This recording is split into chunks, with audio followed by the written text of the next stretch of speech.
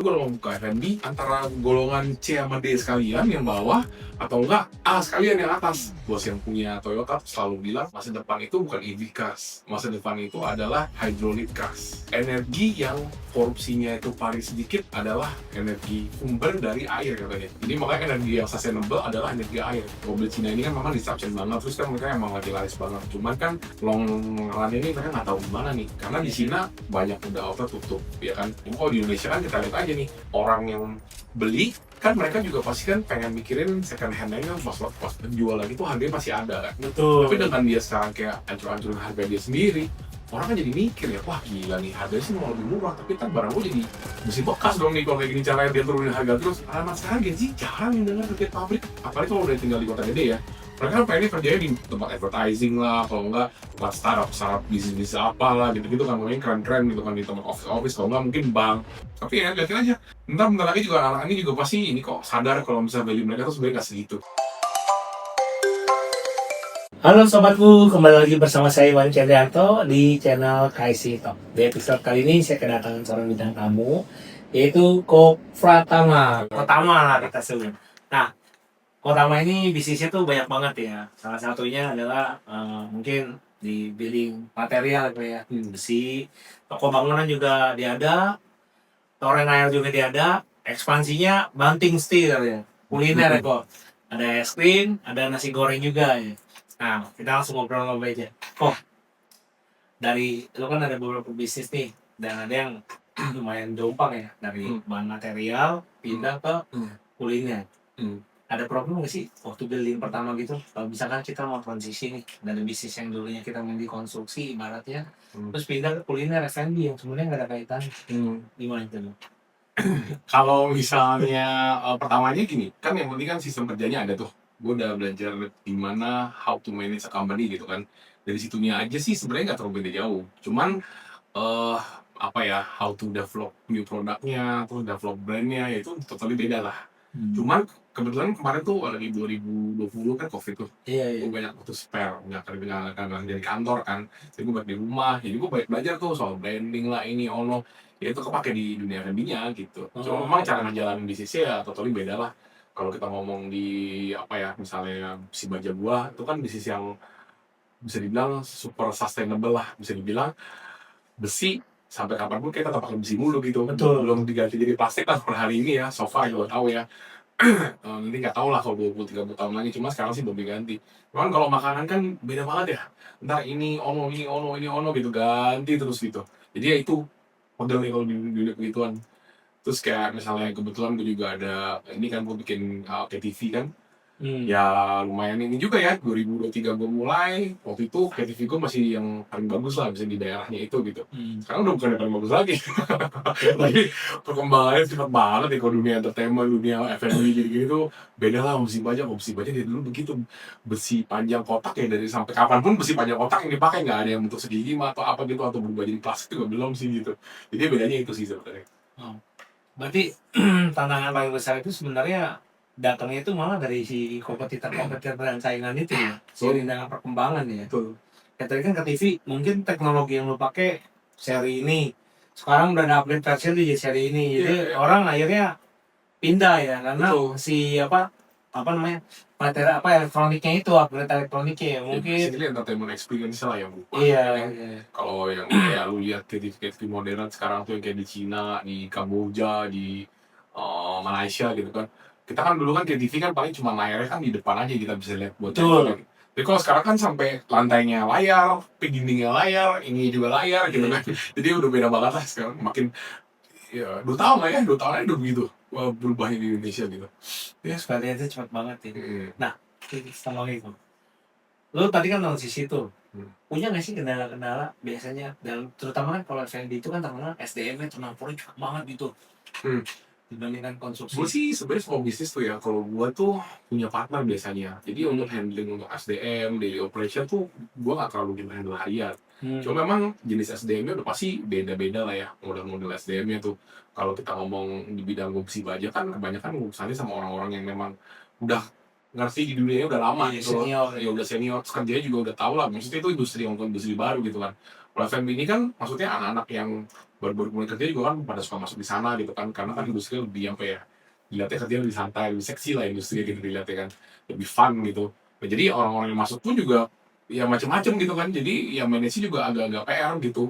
Kita mau cari yang pintar nanti dia pintaran jadi yang uang, kalau misalnya cari yang lemot tapi dia jadi apa-apa yang harus kita kerjain gitu kan, ya itu cari balance-nya memang agak susah. Cuman ya untung kalau gue tuh nggak ini ya, gue orangnya nggak bisnis tuh gue mau sendirian gitu. Gue pasti cari partner emang udah punya pengalaman di situ gitu. Jadi lebih enak lah dari sisi untuk cari apa namanya manpowernya daripada gue mulai sendiri apa sendiri mulai itu sendiri pusing nggak bakal gini lah, susah jalannya begitu. Ada waktunya juga sih. Ya. Nah, ini menarik banget nih. Ada 2 pertanyaan nih. Yang pertama adalah tadi masalah karyawan kerabat pintar bisa nyolong duit, punya pengalaman juga. Wih banyak banget itu. Banyak banget. Udah hari ini udah nggak tahu dia udah kehitung kayaknya. Iya. Tapi padahal sistem udah bagus ya. Tapi tetap aja ya tapi bobolnya harusnya nggak banyak kan. Kalau FNB kan biasanya cut loss-nya paling 1 bulan maksimal atau seminggu 2 minggu gitu ya. Iya, ya tergantung ya. Yang bobol gede dari kantor pusat ada, yang bobol gede dari cabang juga ada. Waduh.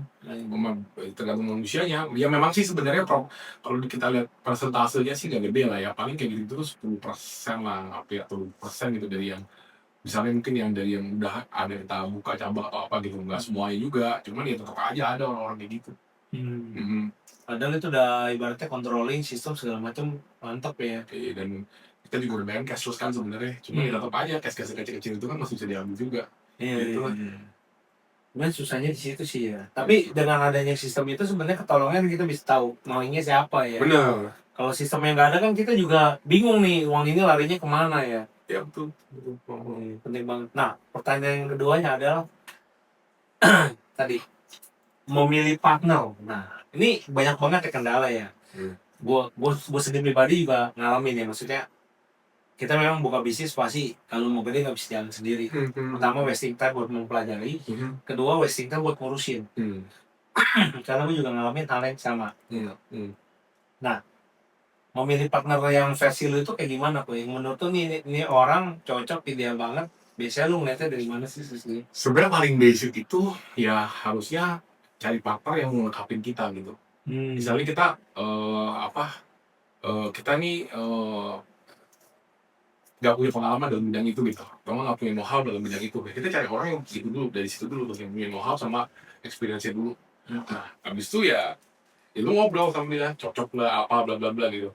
Ya to be honest, kalau misalnya gua dibilang ngerti banget cari partner, enggak, karena tahun 2024 gue baru beberapa partner yang bisnis utama gue soalnya. Oh gitu? Iya, itu ntar gue ceritain deh gimana ceritanya. Cuman ya intinya kalau sejauh yang gue perjalanin jalan kesini ya, gue tuh dari 2016 akhirnya 2024 juga baik-baik juga gitu gue kan sama mereka. Nah cuman itu ya gue pikir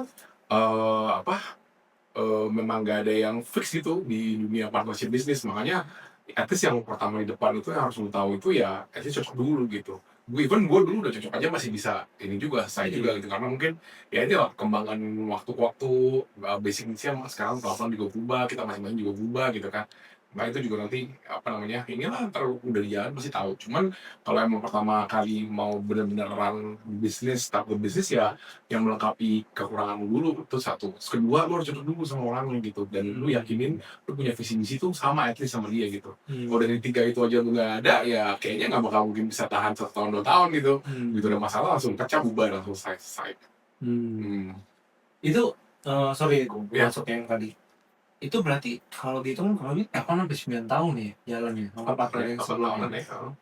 Itu biasanya kenapa tuh? Karena finansial kah atau memang beda visi misi? Super complicated. Cuman anyway kalau dikasih kita beda cara manage, cara POV kita tuh jadi beda untuk certain things gitu. Itu satu.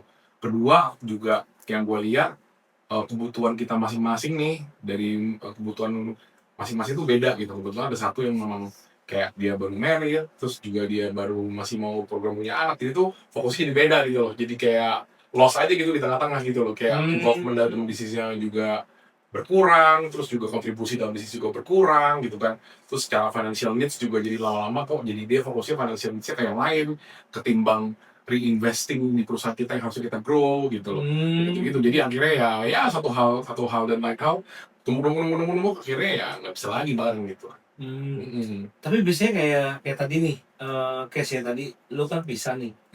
Pasti kan itu akan ada, gua nggak tahu sih ya, perjanjian lu seperti apa ya, sama saya secara umum yang partnership-nya. Tapi kan tuh biasanya ada yang kayak misalkan gini, bisa jadi dia buka bisnis yang sama, ya kan? Bisa jadi juga dia exit total, entah dia jual sahamnya atau gimana. Akhirnya dia memilih exit dan dia membuka bisnis yang baru. Nah, kalau di lu itu biasanya gimana? Gue sih kemarin exit, jadi gue buyout mereka total semuanya. Terus gue ada tanda tangan agreement juga sih untuk nggak boleh disclose data-data perusahaan bla bla bla.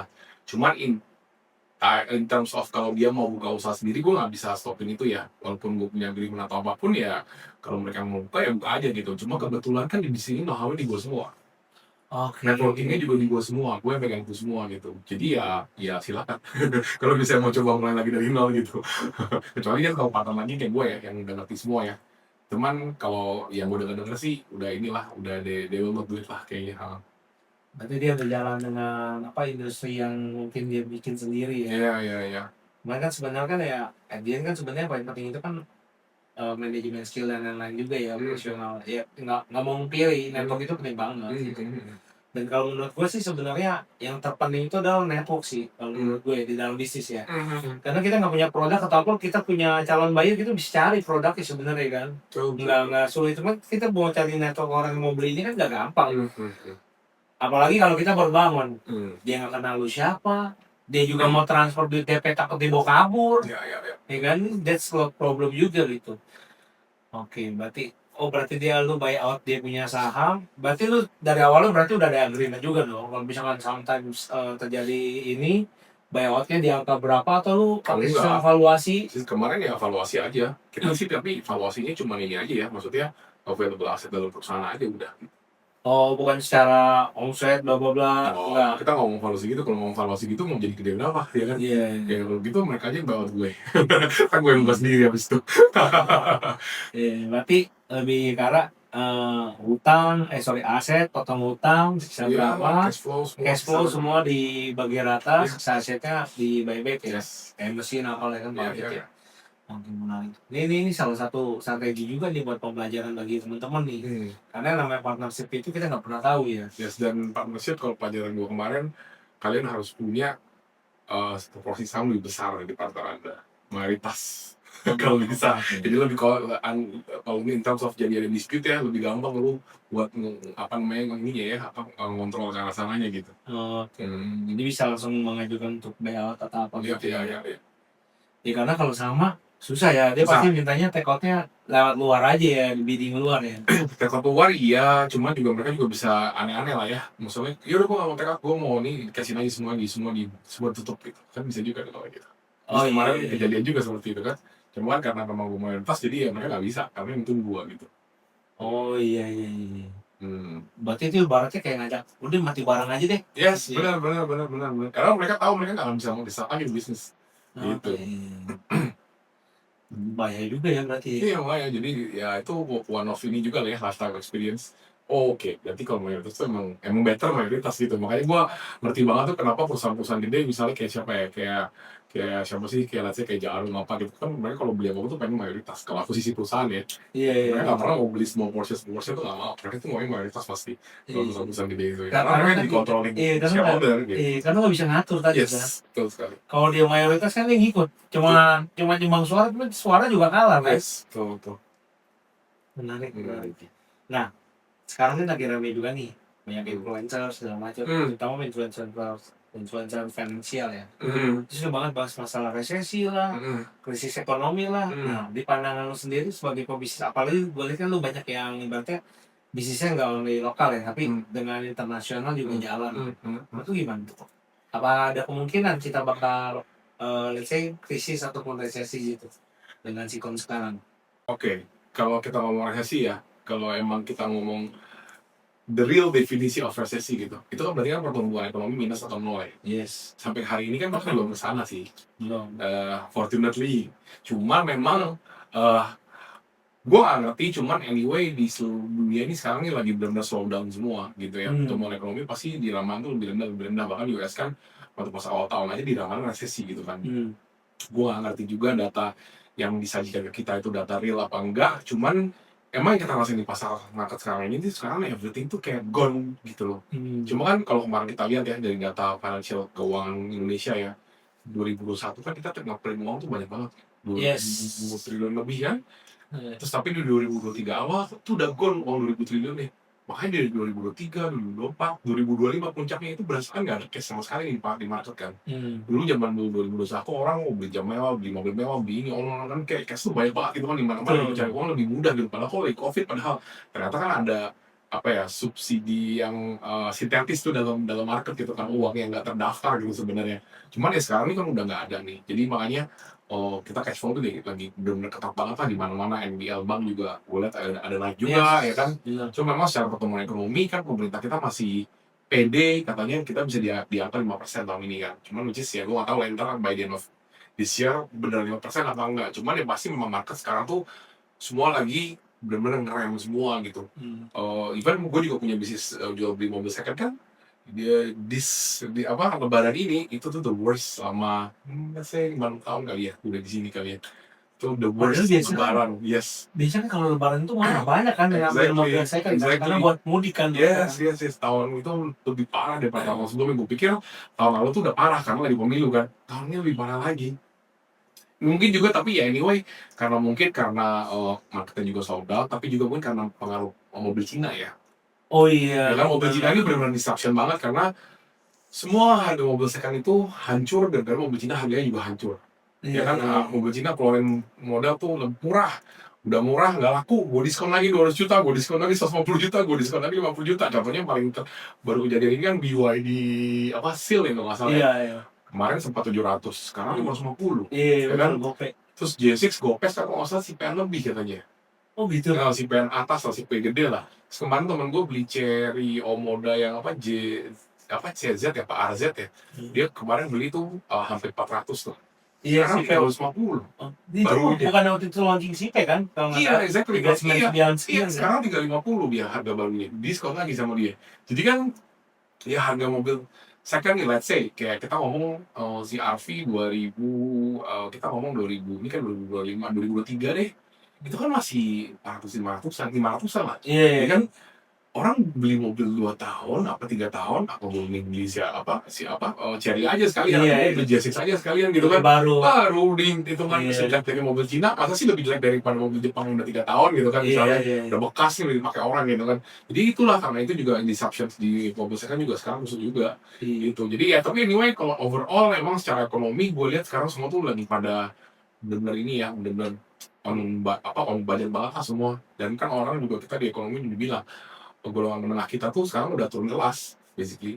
Udah ada uang. Nah makanya kalau lu lihat nih sekarang nih kalau di F&B ya gue lihat ya, lu kalau mau buka F&B antara golongan C sama D sekalian yang bawah atau enggak A sekalian yang atas. Yang B ini lagi agak-agak kayak bingung nih ke arah mana gitu loh. Nah makanya restoran-restoran kalau lu lihat yang paling glowing sekarang kacauan. Ya kan yang minuman murah yang cuma 7.000 gitu kan. Kalau yang atas sekalian tuh makanan-makanan Senopati tuh lihat. Lu booking kapan aja kalau 1 minggu udah pasti full. Ya kan itu kan golongan-golongan A semua tuh orang-orang yang makan di sana kan. Jadi antara lu marketnya bawah sekalian yang murah sekalian, lu yang atas sekalian. Jago misalnya, kopi 7.000. Rame gitu, itu gerobaknya udah berapa ribu gerobak tuh mereka sampai hari ini kan. Ya itu tuh gue bilang ya, marketnya sekarang lebih kayak gitu, lu mau yang bawah-bawah sekalian, mau atas sekalian. Makanya kayak kemarin gue ngobrol sama temen gue, dia kerjain aksesoris motor lampu. Varian. Iya, varian lampu fashion motor gitu lah ya. Dia nambah toko terus di banget ya, kurang dia lagi rame banget nih bro katanya. Itu dia, karena marketnya tuh di bawah tuh masih ada sebenarnya. Masih ada dan hidup gitu. Cuman kalau orang-orang yang selama ini main di golongan menengah nih, yang lagi khusus semua. Kayak brand-brand makanan gua, terus brand-brand ya kayak bisnis kayak TV gua juga ya kan, kita mainin itu brand menengah sama menengah ke atas kan. Itu lagi khusus semua, lagi turun kelas semua sekarang soalnya gitu.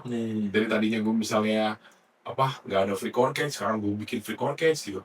Dibikin free core case malah lebih rame ternyata. Gitu, lucunya gitu. Jadi lu orang ke tempat gua bisa bawa botol gratis. Bawa botol, kita nggak cas corkage. Tapi gue pikir kusut kan omset, ternyata rame. Ternyata marketnya lebih banyak tuh yang di bawah itu, menengah ke atas tuh lagi turun ke bawah.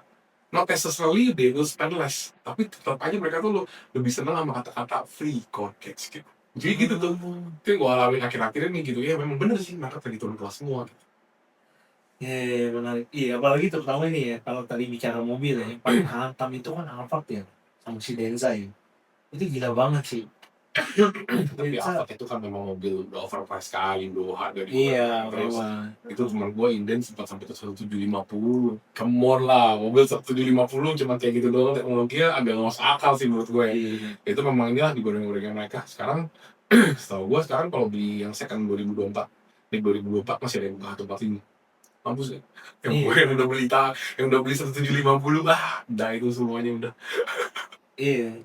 Sadis itu benar-benar sih. Di antara Mm-mm. itu dia belum production massal loh. Iya, Kalau dia nanti yang di Subang benar lagi, itu sih gua rasa mobil second kayak mobil baru di mereka itu bisa jadi tuh. tapi ini kita lihat juga sih, mobil Cina ini kan memang disruption banget, terus kan mereka emang lagi laris banget. Cuman kan long run ini mereka nggak tahu gimana nih, karena di Cina banyak udah auto tutup, ya kan.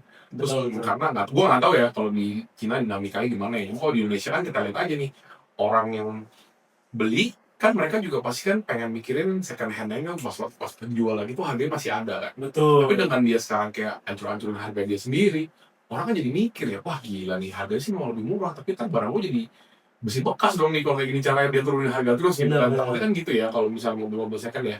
Jepang bagusnya memang dia overprice mahal, walaupun teknologi agak minim, cuman dia memang jaga second hand marketnya. Jadi kan secara ekosistem itu jalan terus tuh. Yang barunya Betul. jalan, yang second handnya jalan, pedagang second jalan, pedagang yang baru juga jalan gitu kan. Nah sekarang kan ini kan pedagang yang second kayak gue nggak berani beli mobil listrik dari Cina karena gue lihat harga turun terus kan.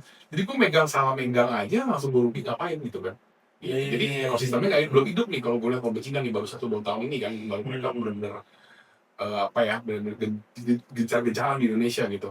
Bahkan kemarin gue dengar ada satu brand yang katanya ada dealer tuh udah tutup 2 brand gede loh. Iya, iya. Kemarin gue dengar tuh nggak gue nggak tahu di Instagram nggak tahu itu ceritanya benar apa nggak, cuman gue udah dengar di Instagram ada dua cabang dari brand yang lumayan gede udah tutup. Itu gue kaget juga, ih ini kan harusnya lagi rame-rame jualan kok tutup ya gitu. Itulah yang agak-agak Ya, tapi emang benar sih. Karena orang Indonesia itu kan bisa dibilang kan gengsinya tetap lebih tinggi. Hmm. Jadi mereka kalau udah pakai mobil dia rasa 4-5 tahun, ya ini nih gue mau upgrade deh. Nah, tapi kan mereka upgrade ini kan mereka mau jual dulu second hand ini kan. Kalau nggak biasanya tuh masuk yang tukar tambah ya biasanya kan. Nah, kalau ini yang nggak bisa dibuang, otomatis dia nggak bakal bisa beli kan. Ya otomatis nggak akan pembelian baru juga nggak akan ada. Ya, Karena barang lamanya dia nggak bisa buang kan. Hmm. Ya ujung-ujungnya stagnan ya. Cuma bisa dipakai usernya orang-orang yang memang dia pakai cuman buat kayak ngirit doang. Jatuhnya lebih karena yang fungsi jadi dipakai udah kayak kita pakai handphone lah. Ya. Kan kita pakai handphone jarang jual saya kan pakai udah sampai rusak udah ganti kan. Ya. Kalau zaman dulu kan kita handphone zaman BlackBerry, wah beli ini tuker deh upgrade. Jadi Gemini ganti lagi ke apa oli segala macam. Jadi sekarang kalau kita beli handphone kayak model Xiaomi pakai rusak buang Iya. gitu. Sekarang battle-nya mungkin ini kali ya, mobil-mobil yang memang kayak sekitar 200 juta gitu kali ya, yang lagi maksudnya harus kalau Cina dia bisa masuk ke market sana dan benar-benar safe ini ya, mereka nggak punya posisi di sana, gue rasa ya mungkin Jepang benar goyang. Sekarang ini kan yang goyang nih masih mobil-mobil yang premium ke atas Betul, gitu kan. spidol. Kemarin ngobrol sama sales Toyota juga dia bilang ya kayak mobil-mobil apa sih? Avanza sekarang sebutannya apa tuh? Zenith ya? Iya. Ya Zenith tuh masih itu jualannya masih oke. Dan gue kemarin lihat di Instagram tuh di data-data otomotif penjualan mobil bulan Mei kalau nggak salah deh, bulan Mei yang paling kenceng tuh Zenith. Karena dia hybrid kan, dia bisa baterai sama bensin kan. Mungkin kali ya. Karena orang kan masih ada mindset kayak, aduh, gue bawa mobil, kalau nggak dapet cas mogok gimana? Iya. Karena mindsetnya kita tuh masih kayak gitu. Ya. Tempat charging station buat yang ini kan masih dikit gitu. Ya. Kalau udah banyak mungkin beda ya. Kalau kayak di Cupang kan, lu setiap jalan berapa juga temu, gitu lu mau. Maksudnya anytime juga lu mau ngecas gampang. Nah, kalau di sini kan masih dikit gitu stationnya. Makanya orang juga masih ragu-ragu kalau menurut gua. Cuman kalau orang yang pemakaian dia cuma dalam kota kayak dia berani beli lah. Tapi kalau dia masih suka keluar kota mikir juga dia. Tengah jalan tol yang lowbat baterainya.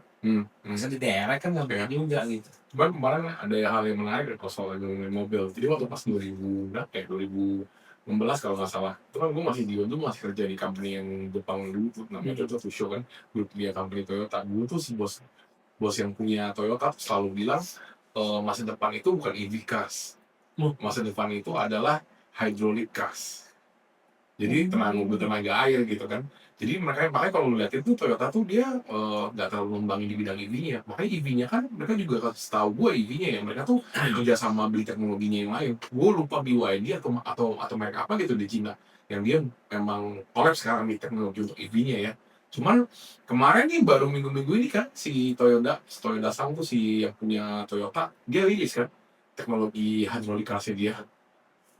Ya kalau baterai loh, kalau udah pakai hydraulic car cuma pakai air doang. Kalau dulu waktu pas gue di global meeting itu kan dia selalu kayak ini kan conference itu kan dia selalu ngomong energi yang korupsinya itu paling sedikit adalah energi apa yang bersumber dari air katanya. Lu air turun dari gunung 1 liter sampai bawah 1 liter juga gitu. Kalau misalnya listrik lu dari generator sini berapa ribu watt gitu, tapi di tengah lu mesti ada transformer lagi supaya gedein lagi arusnya gitu katanya. Iya, Jadi karena orang stabil. di tengah-tengah gitu back disruption-nya. Iya. Jadi makanya energi yang sustainable adalah energi air kalau dia bilang. Dan dia dari dulu selalu percaya ke arah sana. Nah kita nggak tahu ya, kita ntar lihat aja nih apa namanya arahnya kemana gitu. Cuman ya perkembangan teknologi ini kan bukannya bener-bener emang orang tuh nge-push untuk dirinya doang sebenarnya. Ini kan bau bisnis juga. Soalnya kemarin setahu gua ya kalau nggak salah tuh kayak Toyota aja kalau nggak salah ya di Jepang tuh mereka tuh di-push sama kayak semacam apa ya WTO gitu ini kayak WTO atau organisasi bisnis apa gitu yang nge-push mereka jadi akhirnya mereka tuh nggak bisa dapat insentif apalah gitu untuk ekspor gitu karena mereka nggak mau membangun EV-nya gitu. Oh. Jadi kan itu kan kayak maksudnya ya udah kita lagi kerjain EV nih, lu jangan kerjain yang lain. Kayak, apa namanya kalau nggak ngerjain EV kan EV juga nggak hidup nih, lu hidupin dong, kita udah perlu invest di sini gitu. Ya kan, itu ya politiknya bisnis dunia yang kita nggak tahu lah ya di belakangnya ya kalau gue lihat ya. Nah cuma kan si Toyota yang gue lihat sekarang dia juga masuk ke EV, dia pakai teknologi mobil Cina. Cuman kemarin dia announce, gue punya hydraulic car nih, yang lebih keren. Gue nggak perlu baterai, gue nggak perlu nikel, gue nggak perlu apa nih, mati lo gitu. Lebih go green ya. Iya lebih go green lagi kan gitu kan. Iya. Itu sebenarnya kan yang dari dulu tuh emang dia udah ngembangin setahu gue gitu. Projectnya Berarti tuh orang khusus lah yang dari iya. project itu. Berarti dia tuh ngembangin dari ya bisa dihitung dari 10 tahun yang lalu ya. Dia udah mulai projection itu. Kalau lo perhatiin itu dulu tuh mobil listrik yang paling dikenal orang pertama kan Prius 1. Prius 1 berhasil, Prius 2 berhasil, dia lanjut lagi Prius 3. Karena dia Iya. berasa ini bukan feature-nya mobil buat dia gitu. Ada teknologi lain yang lebih bisa daripada EV gitu kan. Terus dan juga dulu dia berpendapat mobil listrik itu kan basically pakai spare part-nya cuma 30% daripada mobil bensin kan. Betul. Jadi kalau misalnya dia berubah EV waktu itu, nih perusahaan-perusahaan gue yang udah supply parts bangkrut semua dah. Gue nggak perlu mereka ada kerjaan gitu, gue nggak perlu pakai apa-apa lagi gitu kan. Combustion engine gitu itu udah nggak perlu kan. Mau basicnya cuma pakai dinamo doang sama rotor, udah nggak pakai apa-apa sama sekali kan. Jadi kan dia mikirin ekosistemnya dia juga gitu loh. Memang dia bangun udah ada grup perusahaan yang punya dia juga, ada yang memang circle di Jepang juga gitu yang supply mobil-mobil yang kok yang ini lah yang traditional combustion ya. Jadi makanya dia juga mau mempertahankan itu waktu itu gitu. Makanya nggak ada Prius 3, Prius 1, Prius 2 berhasil. Iya. Penjualannya bagus, Dan tapi dia nggak langka kan gitu. sekarang barang itu. Dan sekarang dia udah ngembangin dan memang dia udah lumayan ketinggalan, tapi dia kerja sama semua orang sekarang untuk ini gitu. Iya. Makanya jadi kejawab juga sih kenapa si Cina ini otomotifnya itu dia fokusnya banding harga. Karena itu tadi dia tuh nggak dari recurring income ya kan. Baterai dia garansi dulu 3 tahun, naik 5 tahun, sekarang 8 tahun rata-rata. Berarti kan artinya selama 8 tahun nggak akan ada orang yang beli baterai. Betul. Benar ya? Dan waktu dia mau beli pun mungkin dia bakal berpikir untuk dilokin di situ karena baterai kan lumayan mahal tuh. Iya. Dan setahu gue sampai hari ini pun belum ada teknologi untuk recycle baterai. Itu belum ada setahu gue sampai hari ini ya setahu gue. Iya mungkin itu karena dia nggak dapat recurring income. Mau nggak mau jalur yang dia pakai adalah menjual unit sebanyaknya. Jadi ibaratnya ya jual putus jatuhnya kan. Karena kecil banget tuh. Kan berarti kaca spion. Itu doang kayaknya. Sama dinamo paling. Sama dinamo sama motor-motornya. Sama kaki. Iya kan?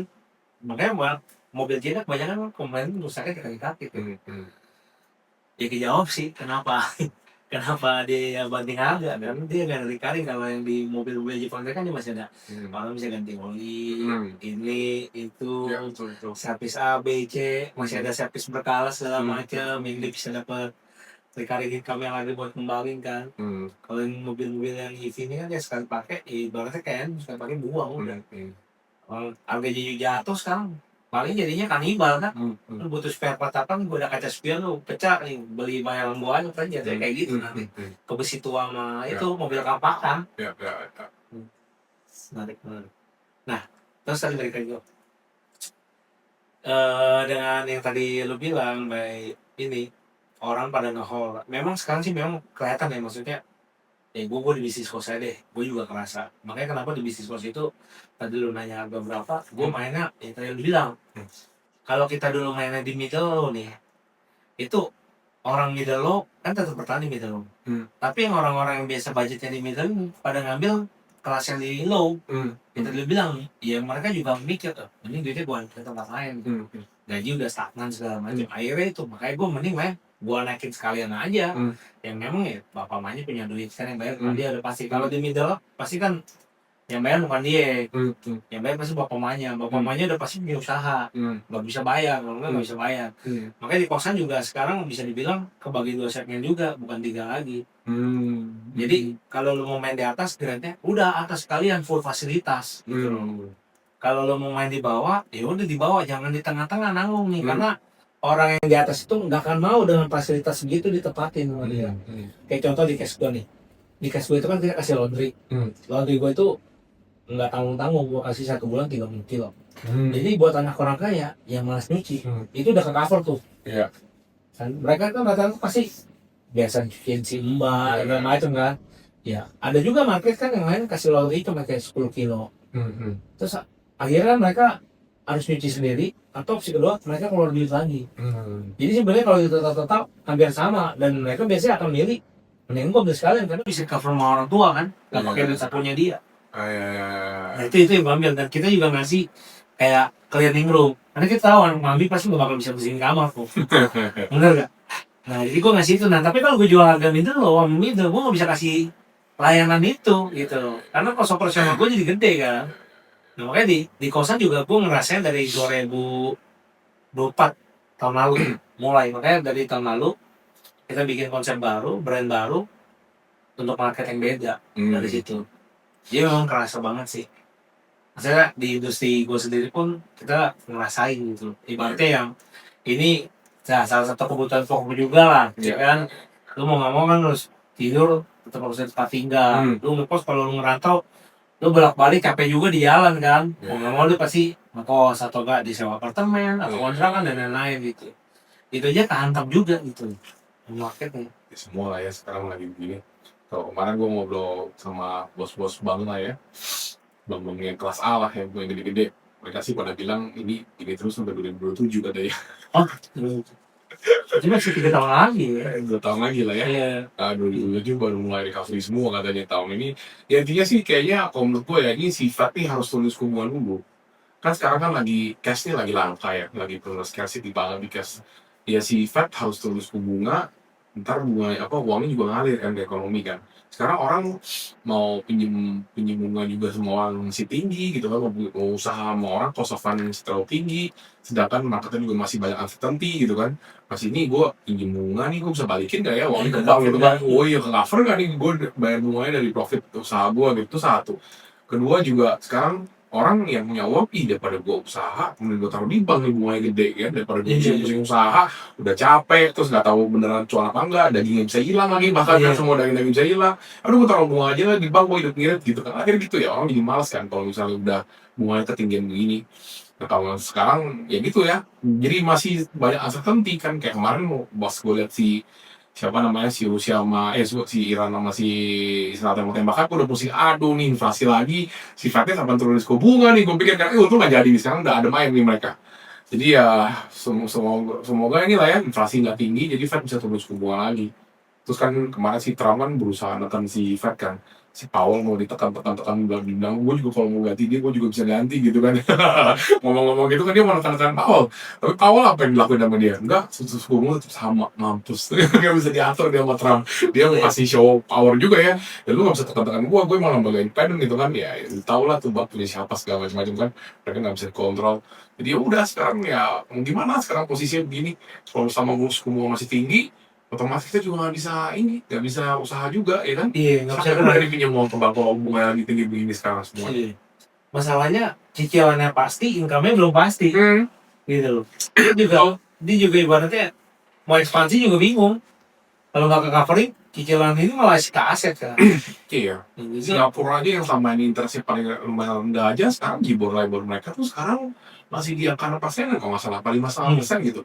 Dia tinggi sekali untuk dolar Singapura yang tiap tahun juga dia nambah Naik. kuat terus kan. betul. Sekarang Australia ke dolar apa sing dolar aja udah mau 13.000. Iya, udah jauh sih. Australia 10.600. Iya. Udah lebih gede daripada Aussie sekarang Iya. Singapura kan. Jadi orang Singapura yang selama ini memang fundnya juga dari Singapura masuk ke Indonesia juga mereka nggak mau blotorin uangnya karena buat mereka nggak worth it kan gue taruh di Australia apa gue taruh di Singapura aja gue dapat bunga 5% misalnya atau 4%, tapi gue tahu nih tahun depan uang gue juga naik kok gains rupiah, ngapain gue bisnis di Indonesia gitu kan. Iya, gue bisnis di Indonesia gue dapat cuan rupiah, oke kelihatannya cuan nih gue gede, tapi kan ntar nilai rupiah gue pas gue konvert ke Singapura dolar lagi kecil lagi. Udah lah teman-teman nggak masuk udah masuk bisnis gitu kan, jadi gitu nih sekarang nih terjadi di market kok gue lihat.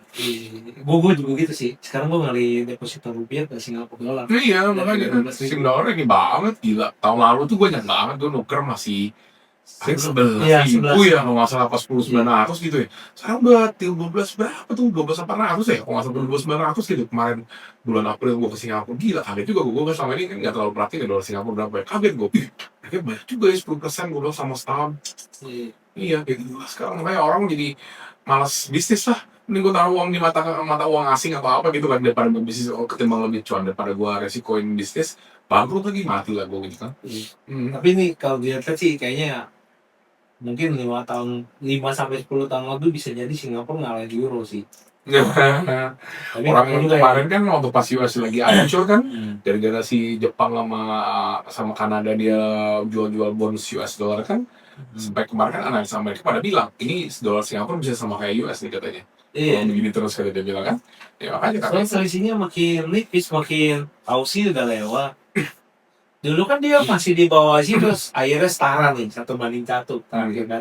Waktu di 10.000 sekian, si Australia waktu itu kalau nggak salah 11 ribuan gitu terakhir. Nah terus sekarang yang pas ngejak kemarin dibilang mau resesi segala macam, orang kan pada kelas waktu itu larinya ke US sama Sin dollar itu di money changer sampai kosong loh. no. Waktu gua pas terakhir mau gitu, banyak yang nggak ada yang pegang barang. Karena pada nge-hold itu semua kan.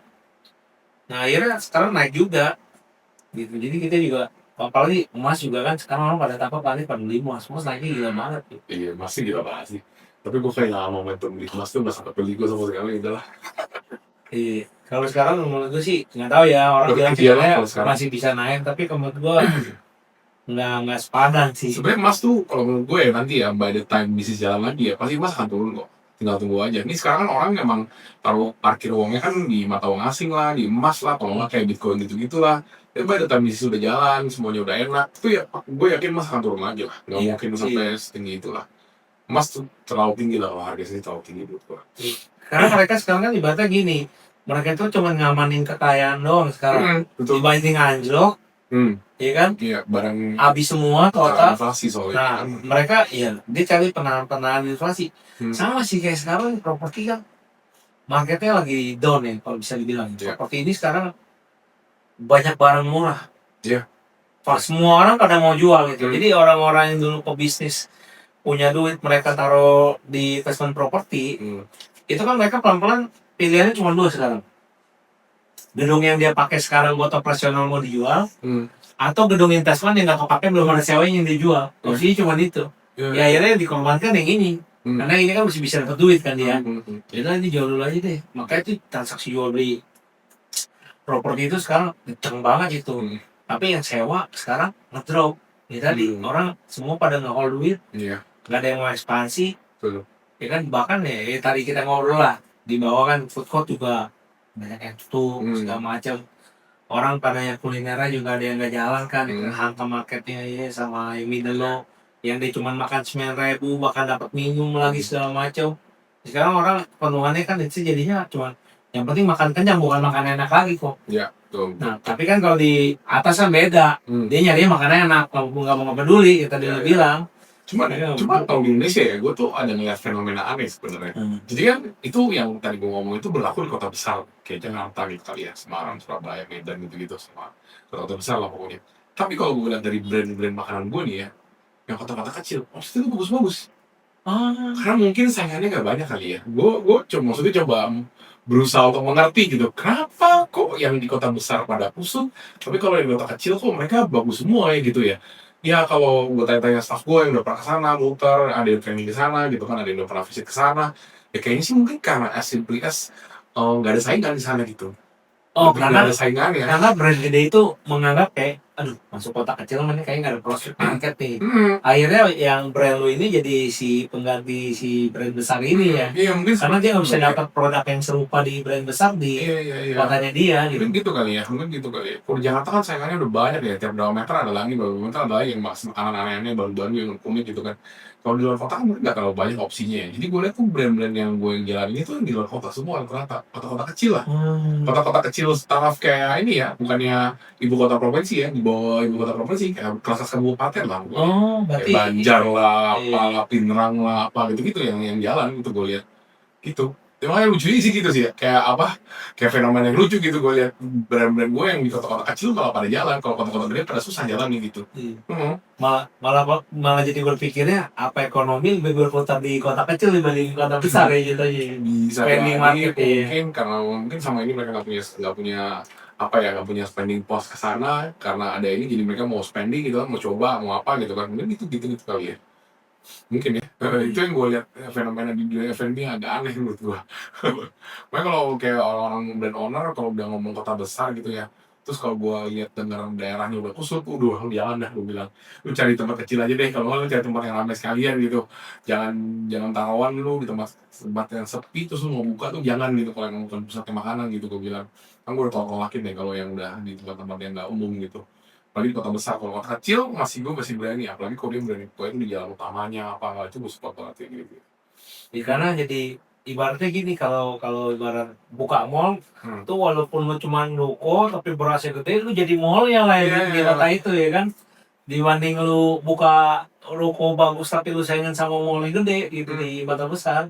Iya iya, bisa jadi Mari. bisa jadi. Tapi itu juga fenomena terjadi sih di bisnis kayak minimarket gitu. Gua kan ada beberapa franchise minimarket kan. Itu kalau di kota gede juga sama mati kok. Tapi kalau di kota kecil itu omsetnya gede karena dia jadi mall ya. Nah, orang jalan-jalan ya. Iya, karena orang merasa masuk kayak Carrefour, Hypermart gitu loh, tau nggak? Iya iya iya. Ya, di mana biasa masuk kayak warung panas-panasan, Iya, masuk ada. sekarang ada AC. Iya, Nah, iya. cuman memang di kota kecil itu balik lagi karena kan mereka penghasilan kebanyakan kan dari hasil alam. Nah, kalau hasil alamnya lagi bagus, itu toko barang kosong semua kok. Oh, nomor belanja ya. Belanjanya gila-gila. Tapi kalau kayak gue di beberapa kan di daerah Lampung, tapi Lampungnya pinggiran ya. Itu kalau lagi kayak kemarin itu sempat harga kopi jatuh, harga karet jatuh, kusut kok, nggak ada yang belanja. Tapi sekarang lagi naik terus kan? Iya, makanya toko barang habis terus, Ah, stoknya habis terus. Kalau karena dia kan begitu aneh, amin. Berapa jual ya? dapat duit banyak kan bingung nih. Wah udah tuh kayak biasa lah kalau orang-orang di daerah itu kan adu gengsi kan. Iya. Belanja bawa banyak kan sampai dus-dusnya banyak. Wah, Pak Haji baru beli ini banyak banget gitu-gitu kan mereka kan. Kalau di bokeh nggak ada yang belanja, sepi. Ngaruh banget memang bener. Emang mereka sekali spending itu gila. Jadi bukan buat belanja bulanan lagi, itu mungkin buat bagi-bagi juga mereka tuh. Emang kerasa sih. Emang makanya kalau mau bisnis ya, kalau misalnya memang barang retail, enakan di daerah sih. Lebih menarik kalau menurut gue. Nah, ngomong-ngomong, tuh biasanya kalau misalkan kan tadi ya bicara masalah karyawan, kadang-kadang bisa ngelakuin fraud segala macam gitu. Itu kan pasti terjadi. Bisa kalau rekrutmen gitu, lu kan berarti kan ada partner yang tadi ngerjain ya. Nah, dari lu sendiri punya nggak sih, atau mungkin dari partner lu yang lu tahu punya nggak sih satu standar kayak misalkan ini orang harus berpendidikan atau apa gitu, atau pokoknya yang penting dia mau kerja aja, Tergantung ini ya, tergantung posisi yang diperluin ya. levelnya berarti ya, Levelnya ya. level. Kalau emang level yang crucial biasanya sih gue minimal S1 gitu. Tapi kalau level-level yang kayak nggak perlu ini mah, kalau menurut gue masih SMA SMK juga masih oke. Balik lagi ke orangnya, ke pengalamannya. Kalau orangnya mau kerja atau enggak, terus pengalamannya pernah kerja di bidang yang similar sama yang kita cari apa enggak gitu. Ya kadang-kadang cari yang terlalu pintar, kalau dia nggak semua kerja juga buat apa ya. Banyak anak-anak sekarang jadi itu juga. Kayak kemarin gue nyari apa tuh waktu itu ya, orang konten. Minta gajinya kayak orang gila, terus juga minta fasilitasnya juga kayak orang gila, minta kemudahan juga enggak, boleh WFA nggak, boleh WF apa WFO nggak, sorry, WFA sama WFC ya, boleh WFC sama WFC nggak? Sudah gitu di sini internetnya pakai apa, speednya berapa? Terus di sini ada jalur busway nggak? Terus di sini setahun libur berapa? Gila, gue bilang ya orang belum kerja aja udah nanya ya banyak banget ya. Yang kayak beda, ya maksud gue fair sih dia nanya begitu, cuman kayaknya gue jarang kalau di gue tuh belum custom ngelihat orang yang tanya itu sebanyak itu gitu. At least lu tanya dari semua itu lu pilih lah beberapa yang mau jadi apa yang mau emang yang Prioritas lah. prioritasnya lu lah gitu kan. Hmm. Tapi kan ketika dia nanya semua yang tentang kelonggaran gitu ya kan gue tahu ya berarti ini anak nih semangat kerjanya gak ada gitu, cuman pengen apa lacking aja gitu, maksudnya pengen apa laying laying back aja gitu kan, kalau gitu kan nggak yang benar-benar mau kerja gitu, laying back banget gitu kayak jadi males kita kan hire ya kan gitu. Itu ya itulah ya yang terjadi sama anak sini. Gue liatin yang anak ini ya khususnya anak-anak bekas-bekas kerja di startup atau apa gitu kan, maunya tuh they value themselves more than their own value gitu, kalau menurut their real value gitu. Kadang-kadang gue liatnya ya, jadi ya gitu deh, apa agak susah gitu. Basically ya nyarinya sesuai yang inilah, yang kerja sesuai speknya, sesuai sama kebutuhan kita juga gitu. Nggak usah yang mau terlalu mengada-ngada, mengaung-ngaung juga lah. Kalau nyari orang gitu, spek terlalu tinggi juga kadang-kadang juga isinya kosong kadang-kadang gitu mah. Tapi juga fenomena startup ini kan sekarang lagi ramai juga ya. Maksudnya ini kan dulu orang semua memakai patokan gaji itu based on startup, bener gak? Hmm. Ya kan, karena waktu itu kan di era bakar dulu itu orang kayak, Ya. lu gaji fresh graduate berapa gaji? 2 digit, kok gila lu di sini gak bisa ngafal kita kan. Nah, tapi the problem adalah waktu startupnya sekarang hancur. Nah, mereka masih pakai standar yang sama nih. Gue juga nemuin orang-orang yang tadi lu bicarain. Dia tuh mau standar yang waktu dia di era valuasi dia masukin ke bisnis yang ibaratnya kita ngomongnya tradisional lah. Bisnis yang nyari fokusnya di profit dia bandingin sama bisnis yang nyari valuasi. Nah, jadi banyak nih orang-orang yang tadi udah nggak pecah nganggur, dia mau masuk sini. Itu dia nggak ketemu tuh, karena orang yang di sini kan ya tadi lu bilang kita kan lebih realistis ya. Kita berani bayar lu segitu, tapi kan kita kan lihat kontribusi lu apa sih perusahaan. Ya. Lu bisa ngasih gue berapa? Kan gitu. Yang gue lihat sih sebenarnya tuh iya, apa ya? Kalau zaman dulu ya mungkin bonyok gua komennya mungkin kita tuh apa namanya suka kita dulu dibilang generasi yang maunya apa-apa serba cepat gitu kan. Kalau anak-anak sekarang tuh kalau cepat itu kan belum tentu jadi ya. Nah mungkin generasi yang di bawahnya generasi gue lagi tuh generasi instan yang kita bilang kan, cepat dan harus jadi gitu kan. Jadi mereka kita pengen, kalau dulu mungkin kita masih oke, kita cari mau yang gaji gede tapi ya udah yang reasonable masih oke gitu, yang penting gaji gede aja. Kalau sekarang ini kan mereka pengen gaji gede terus mereka pengen enak juga gitu loh. Jadi lo mungkin ya memang itu ini kali ya human civilization tuh evolusinya begitu kali, jalur evolusinya kali ya. Jadi mau nggak mau ya emang kayak kita ngelewatin itu kali ya. Dan sekarang anak-anak yang ini ya tunggu mereka lapar, nggak punya uang, nggak mau kan mau kerja apa aja dong kalau udah kayak gitu kan. Karena sekarang kan masih nggak apa ya, mereka tuh nggak ngerti kata-kata sustainable loh menurut gua. Mereka tuh cuma ngerti kata-kata apa-apa yang instan. Pokoknya gue mau begini gitu loh. Dan mereka value themselves kadang-kadang ya itu yang gue bilang, more than their own value gitu, their real value itu nggak segitu sebenarnya gitu loh. Dan mereka mungkin, kita dulu kayak misalnya gue ya mungkin ya waktu pas gue grow up tuh, waktu itu kan masih zaman orang kerja di pabrik gitu kan. Anak-anak sekarang Gen Z jarang yang dengar kerja di pabrik, apalagi kalau udah tinggal di kota gede ya. Mereka kan pengennya kerjanya di kerjaan apa, tempat advertising lah, kalau enggak tempat startup bisnis apa lah gitu-gitu kan, mungkin keren-keren gitu kan di tempat office, kalau enggak mungkin bank. Kalau enggak, kalau zaman dulu tuh gue juga banyak, waktu pas gue mulai kerja banyak orang kerja di bank tuh gitu kan. Ya kalau bank tuh dulu kerjaan elitnya zaman sekarang lah gitu kan, sekarang kerjaan elitnya mungkin di startup gitu, mungkin naik down. Tapi ya liatin aja, bentar lagi juga anak-anak ini juga pasti ini kok sadar kalau misalnya value mereka tuh sebenarnya nggak segitu gitu. Karena gue juga lihat banyak kadang-kadang anak-anak baru apa ya pengalaman kerja berapa cuma 4-5 tahun gitu, apa di situ tuh kayak semacam jadi apa ya, sebutannya sih manajer sebenarnya, tapi kalau gue lihat kerjaan mereka tuh sebenarnya lebih kayak supervisor sebenarnya, tapi gajinya tuh udah kayak 50 juta 60 juta gitu, which is kalau di perusahaan konvensional tradisional biasa kayak punya gua gitu ya, kalau iya segini 50 juta tuh udah level direktur kan. Lu kalau misalnya kalau kerjaan lu kayak begitu doang ya, lu baru level gaji 20 juta sampai 30 juta maksimal. Nggak ada mau cerita 50-60 juta gitu kan. Tapi mereka oh gue biasa gaji gue segini, level gue segini, tapi ya harus be real aja gitu. Lu kerja di sana kok bisa mati juga tuh semuanya ya kan, nggak ada yang bisa komfortable, berarti kan ada yang salah tuh kan, antara lu kontribusinya emang nggak sesuai sama sana makanya mereka berdarah-darah, atau memang standar kalian tuh kegedean semua gitu kan. Jadi itulah yang gue lihat, kayak gue lihat fenomenanya startup nih yang benar-benar jadi disruptions di Indonesia. Ya jeleknya gitu juga ya, maksud gue kalau perhatiin ya, temen gue aja yang tinggal di Australia, dia tuh udah nggak balik Indo tuh udah dari tahun 2010 2011 lah. Dia ke Indo tuh dia kaget banget loh, gila ya, Indo tuh canggih banget ya, apa gue mau makan apa itu tinggal gojek aja nyampe gitu. Di Australia belum begini kata dia bilang gitu. Kayak memang di Indonesia tuh perkembangan teknologi itu terlalu cepat kok gue lihat, gara-gara emang kemarin kan kalau presiden dulu ya Jokowi kan dia maunya ini ya, eh masuknya tuh ke arah sana gitu, karena menurut dia masa kejayaan minyak udah lewat nih, kita udah nggak bisa enjoy lagi. Nah sekarang makanya harus masa kejayaan startup gitu. Tapi ya efek masa kejayaan startup ya sekarang nih gitu gitu. Maksud gua kayak demografi Indonesia tuh cocok gak sih untuk lu berjaya di startup gitu, yang mungkin nggak nyerap tenaga kerja nggak terlalu banyak gitu kan. Makanya kita kan startup, kita dulu unicorn dari Indonesia semua kali unicorn di South Asia gitu. Yes, Bahkan Jepang betul. sama Korea aja nggak ada unicorn, kita udah ada unicorn duluan kalau nggak Iya. salah dulu kan. Iya. Itu paling canggih lah bisa dibilang gitu di sini.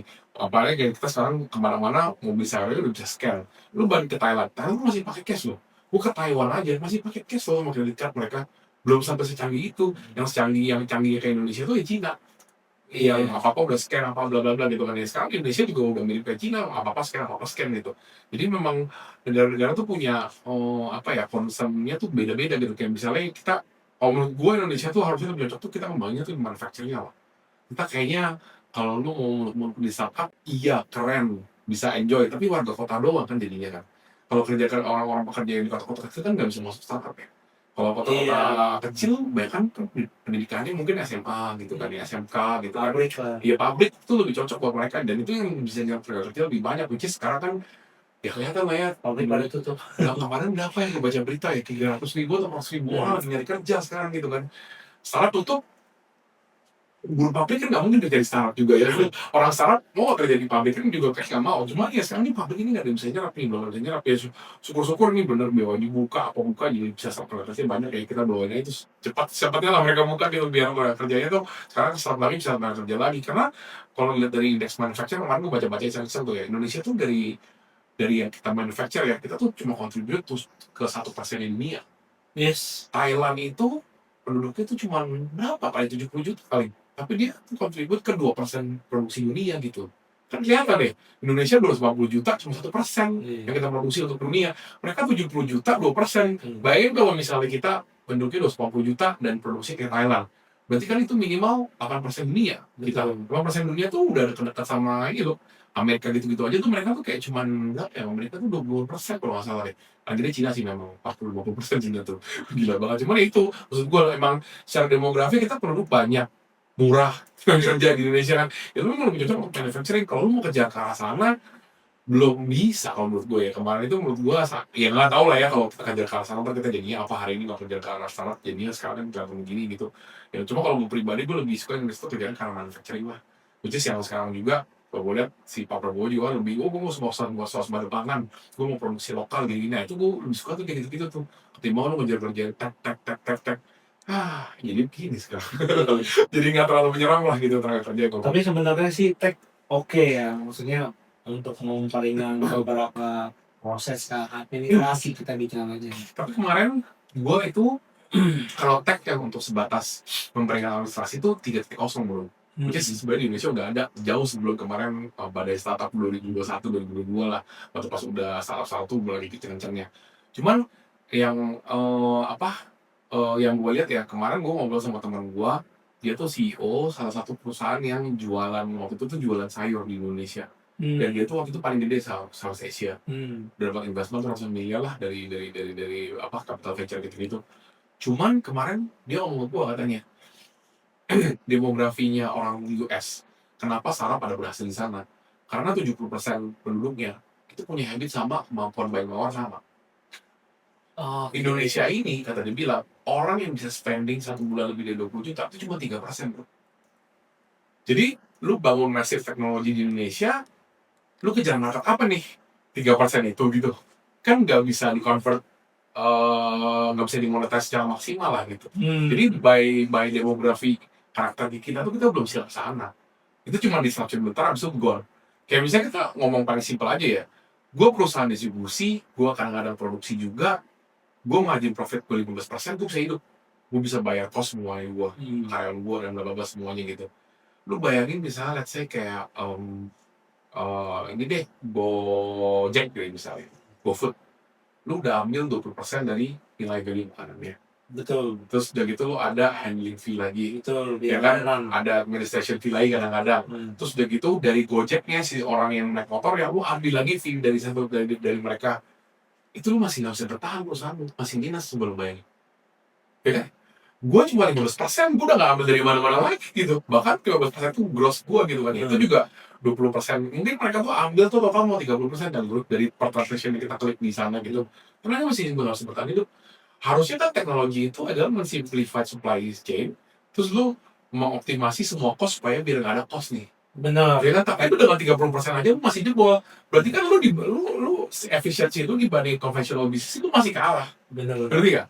Jadi lu bisnis lu gak sustainable basically gitu loh. Bisnis model lu yang lu racik sekarang ini kalau menurut gua kurang sustainable di Indonesia gitu. Gua gak tau kalau luar negeri gimana ya. Cuma kalau di Indonesia tuh gak sustainable. Lu udah margin lu profit apa GP lu apa gross lu 30% aja lu gak bisa bertahan hidup. Sedangkan gue bisnis konvensional yang notabene masih banyak manual, gue 50% aja hidup. Padahal kalau secara logikanya kan dia sebenarnya harusnya lebih profit gede. Kenapa? Karena dengan teknologi harusnya kan SDM juga dia nyerapnya dikit kan. Exactly, harusnya gitu. Nah, Tapi teman gue bilang pun kemarin yang tempat jual sari online itu, untuk divisi tech itu dia bilang hampir 100 orang satu gedung satu lantai. Itu pun masih banyak masalah kata dia bilang. Itulah seberapa tidak efisiensinya orang-orang kita di Indonesia untuk di dunia itu ya kalau gue lihat ya. Jadi kan ya harusnya teknologi yang memudahkan lu malah makin ribet gitu untuk maintenance-nya, untuk develop-nya, untuk lu usage daily-nya gitu kan. Jadi kayaknya ya memang nggak sustainable gitu bisnis gituan kalau gue lihat di Indonesia. Makanya apakah startupnya tech-nya itu akan oke gitu, betul gue nggak tahu lah, balik lagi nanti ternyata sampai kapan gitu kan. Gini Indonesia kan kalau kemarin kayak kita lihat begitu kan kayak sebenarnya kayak di ini aja kayak dikondisikan supaya oke, padahal kan ya sampai hari ini masih paling ini semua yang masih bisa bakar duit bakar, yang udah nggak bisa bakar duit udah tutup semua kan sekarang gitu. Yang susah cuma satu, Traveloka. Ya karena orang jalan penting. Salah bro. Yang susah itu bukan Traveloka. Oh iya. Ada tuh temen gua, dia buka OTA mirip Traveloka, karena travel agent kan, kayak OTA kan. Dia itu operate di Indonesia, cuman banyak ambil profit sama revenue dari Vietnam, Malaysia, sama Philippines. Mereka nggak pernah bakar uang, mereka make money sampai hari ini. Dan mereka udah dibeli sama Shopee juga, valuasinya juga gede. Gak pernah ada yang denger nama mereka, gak pernah ada yang tahu siapa mereka, tapi mereka profitable udah kayak orang gila. Temen gue, one of the founder, udah mandi uang udah kayak orang gila, dan gak pernah muncul di publik. Itu yang paling susah menurut gue teman gue.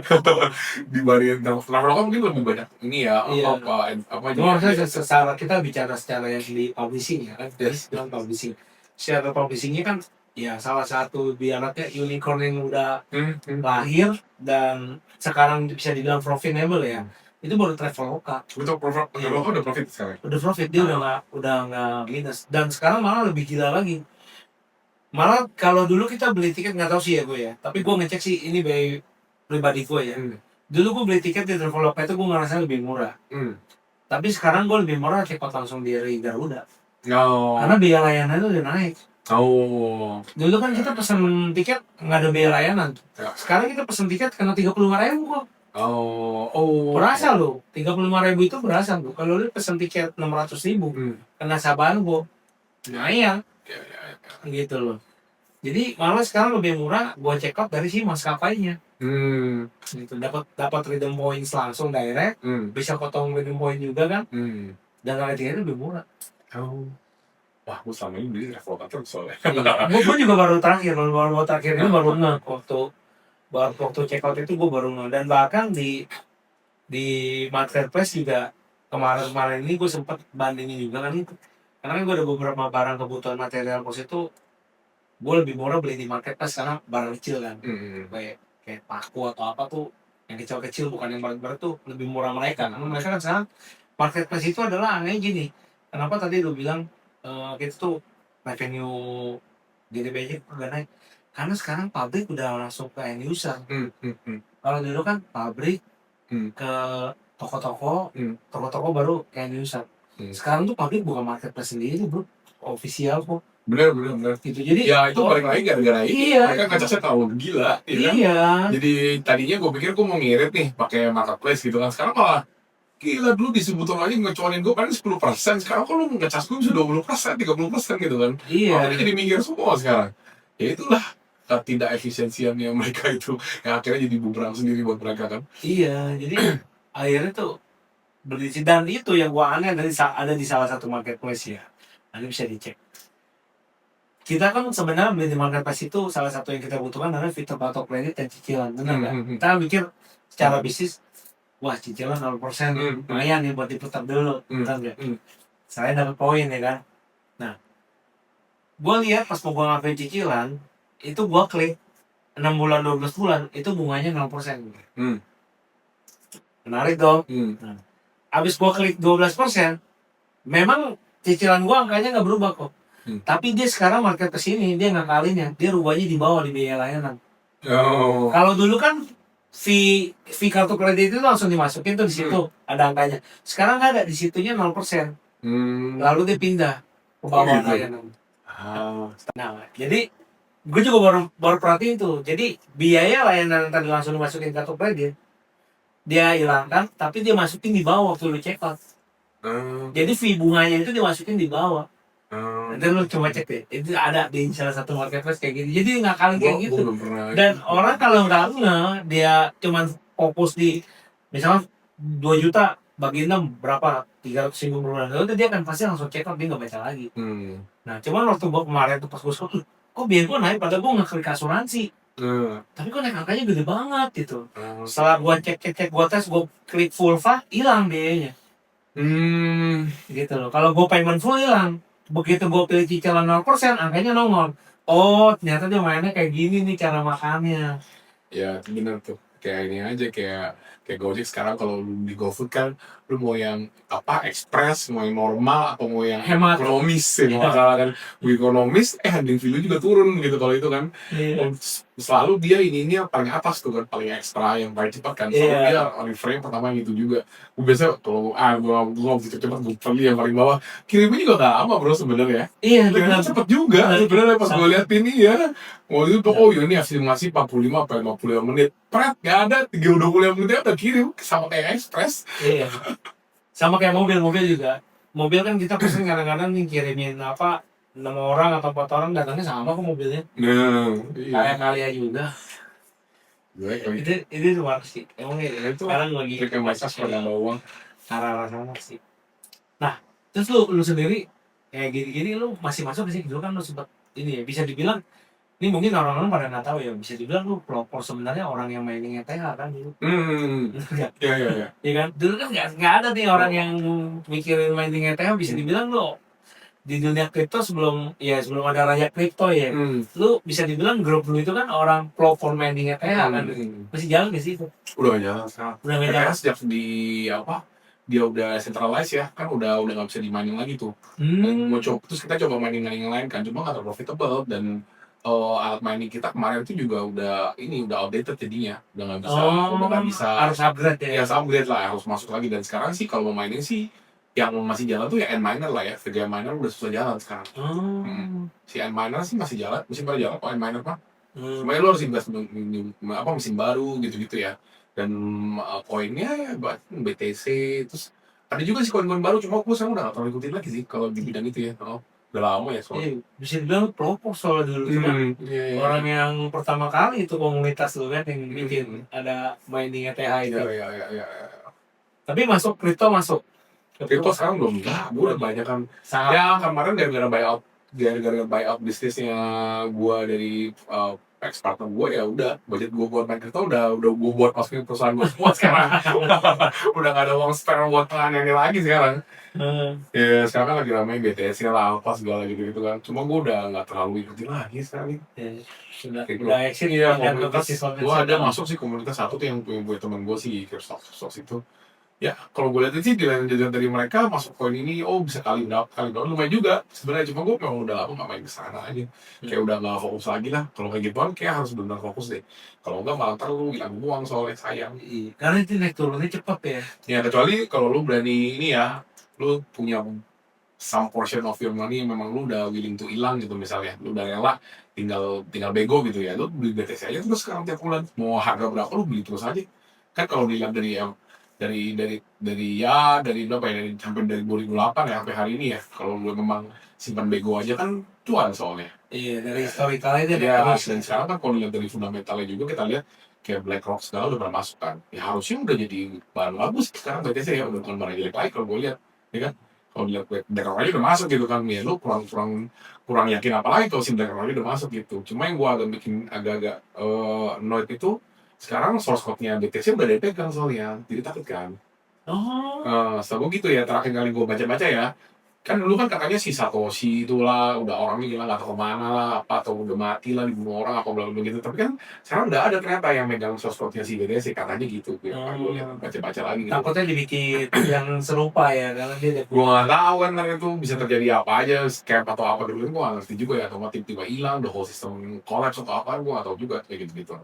Jadi makanya gue bilangnya ya kalau lu mau punya spare uang yang udah siap lu untuk hilang, lu tiap bulan mau beli terus beli aja udah, gak apa-apa, mau lu beli 10 juta kayak 50 juta kayak 1 juta kayak 1 M kayak, ya beli aja kalau mau udah siap tuh uang hilang. Tapi kalau misalnya em, kalau misalnya lu nggak siap gitu ya, lu tuh uang panas buat bisnis lah atau nggak lu uang pinjem bank ya jangan gitu. takut nggak ke cover ya. Iya, kalau memang lu memang berasa ya itulah ya, misalnya kalau misalnya lu masih blow on aja lah gitu, hajar terus gitu kan, ya udah masuk aja terus ya kan, which is berarti temen-temen gue kalau memang orang Bitcoin garis keras ya gitu semua rata-rata ya, hajar terus bodo amat gitu kan, dan mereka bilang oke fine, gue 10 tahun lagi gue pensiun gitu, 45 gue pensiun karena gue tahu 45 umur BTC itu estimasi sudah segini dan gue cash out semua, gue pasti bisa aja gue tua gitu mereka point of view-nya. Berarti mereka udah ngitung sebenarnya ya. Maksudnya dia orang masuk, tapi mereka tuh udah nentuin kapan harus exitnya. Karena banyak orang itu masuk di investment, mereka nggak tahu kapan di exit loh. Ya sebenarnya investment tools tuh kan tergantung lu mau masuk beda-beda ya. Misalnya kalau misalnya saham sama emas itu kan sebenarnya kan alat anti inflasi ya. Betul. Mereka tuh nggak bakal bikin lu kaya-kaya banget kalau lu cuma invest doang. Kecuali lu trading, lu jago, lu bisa kaya tuh. Tapi kalau misalnya lu cuma invest, tinggalin lama, waktu lama, sebenarnya itu kan cuma mempertahankan buying power lu doang kan sebenarnya. Iya. Ya kan, BTC mungkin bisa bikin kaya eventually karena memang naiknya makin gede. Cuman ya mungkin makin lama naiknya makin nggak terlalu sebanyak yang dulu ya. Cuman ya sama aja sih, ujung-ujungnya pasti bakal jadi investment tools yang kayak saham sama emas juga sih BTC kalau dia bertahan begitu terus ya. Nah kalau misalnya lu invest kayak apa ya, misalnya lu investnya beda lagi nih, kayak misalnya apa, invest bisnis, kalau invest bisnis kan itu lu untuk memperkaya diri lu kan, lu untuk nambahin uang gitu, dan kalau emang lu bisnis jalan kan pasti kan valuation aset lu tuh pasti lebih gede daripada inflasi kan. Ya, makanya dulu investnya mau apa gitu, orang kan punya budget masing-masing, punya risk profile masing-masing gitu kan. Ya gitulah, tergantung lu gimana. Kalau orang nggak punya, maksudnya belum punya tanggungan, risk profile lu masih landai banget lah, lu masih bisa nekat tuh kayak Timothy Ronald gitu kan. Lu masih gas terus BTC kan bener, terus kan ya dia bener apa yang dia ngomong gitu kan.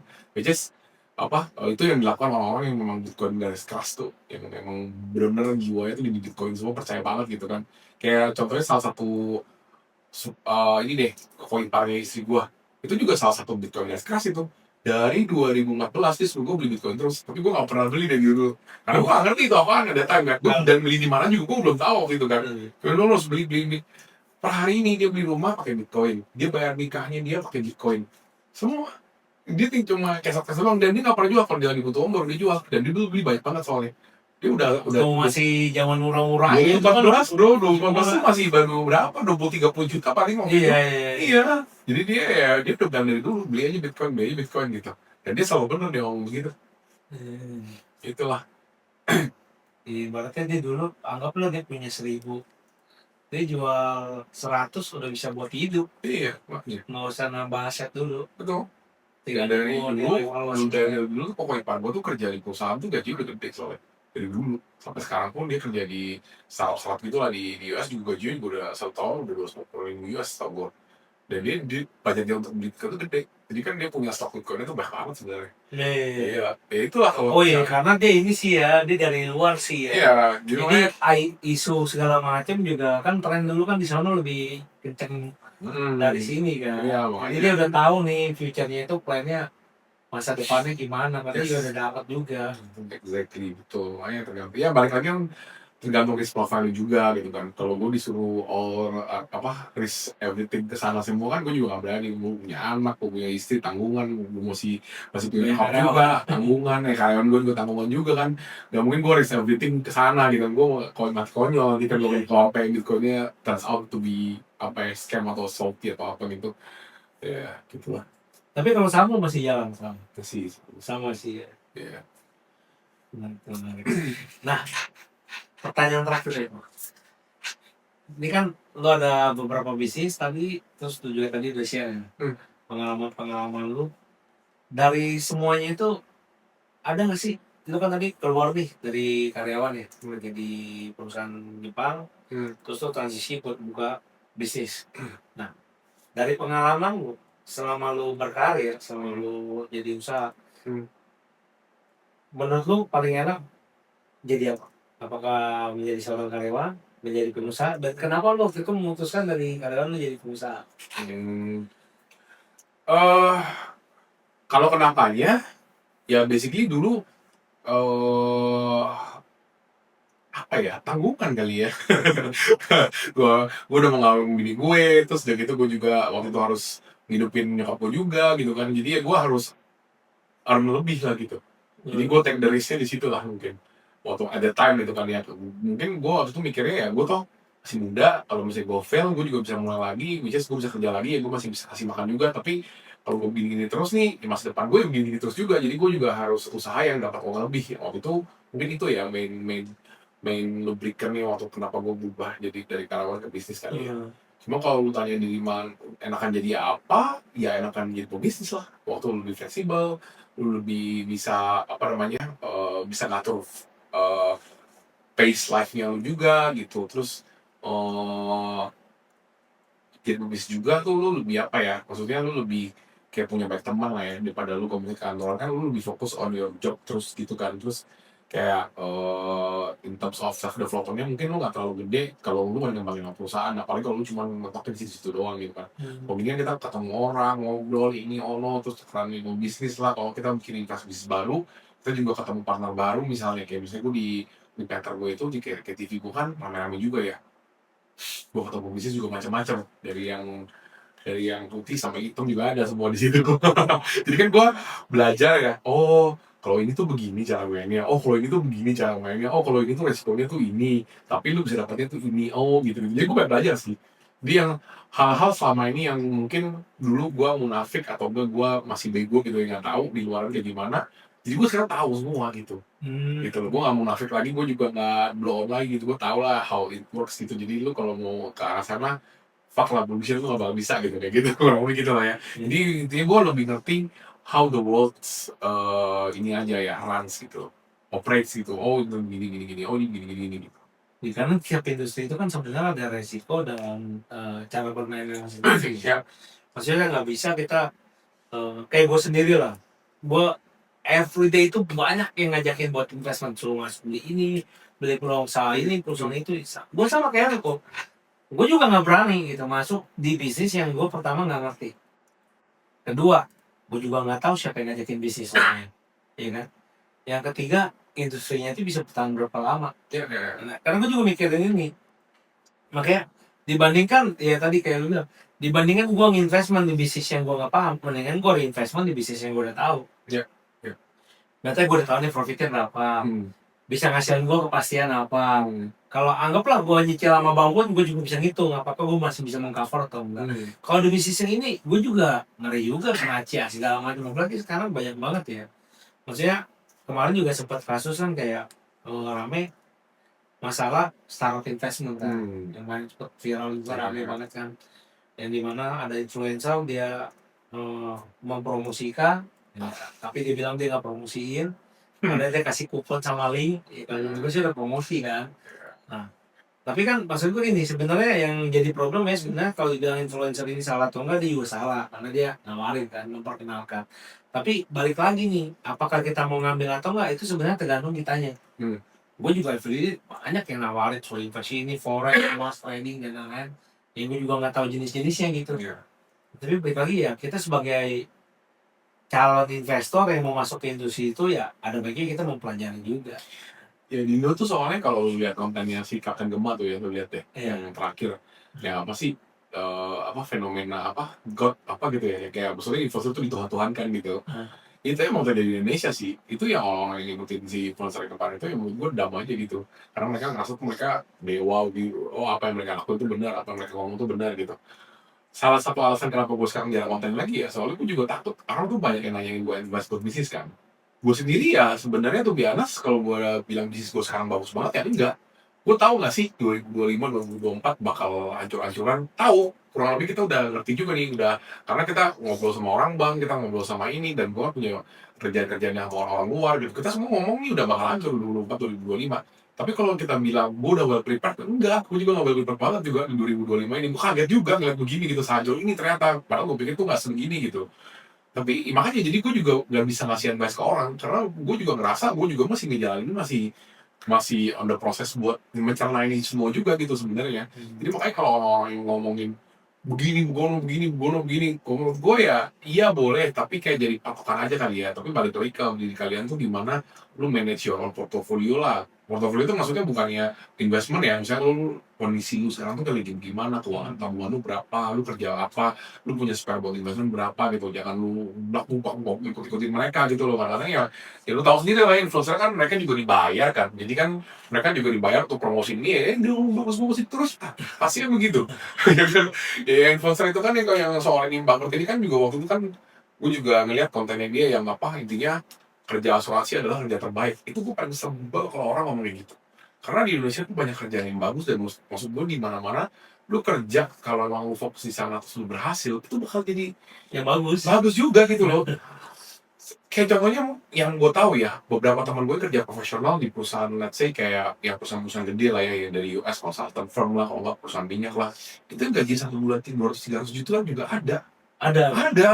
Tapi bukan yang berarti lu kerja sama orang jelek kan, ada lo yang bagus juga kalau lu nyampe sana gitu kan. Lu juga usaha, kalau misalnya lu nggak berhasil, kecil-kecil begitu doang juga lu juga hidup lu nggak nyaman, biasa aja. Paling lu penghasilan lu sama kayak orang kerja kantoran yang tinggi gaji 30 juta 40 juta palingan kalau lu bisnis kecil-kecilan doang gitu kan. Kalau misalnya lu udah sukses ya mungkin lu bisa untung udah dari 100 juta sampai unlimited lah gitu kan.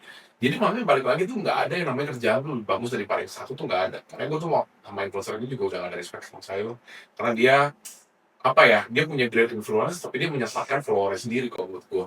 Akhirnya orang tuh jadi, even soalnya sampai orang-orang kantor gua, dia anak-anak umur 27 28 gitu lah ya, dia tuh minta advice sama gua soal orang itu, dia bener gak sih kok, dia legit gak sih kok gitu, kayak gitu loh, ngerti nggak? Jadi kan maksudnya se-influence itu mereka, se-impactful itu kehidupan orang-orang yang memang bener-bener nggak ngerti gitu loh. Gue tuh jujur dulu lumayan bersyukur ya, waktu pas gue awal-awal kerja, gue tuh gak main sosmed waktu itu. Karena waktu itu sosmed kan belum sekencang sekarang kan. Gue dulu Instagram gak punya. Yang bikin Instagram gue istri gue waktu itu. Yang bikin istri gue bikin Instagram. Facebook gue main bener-bener hampir jarang gue buka. Zaman dulu Facebook.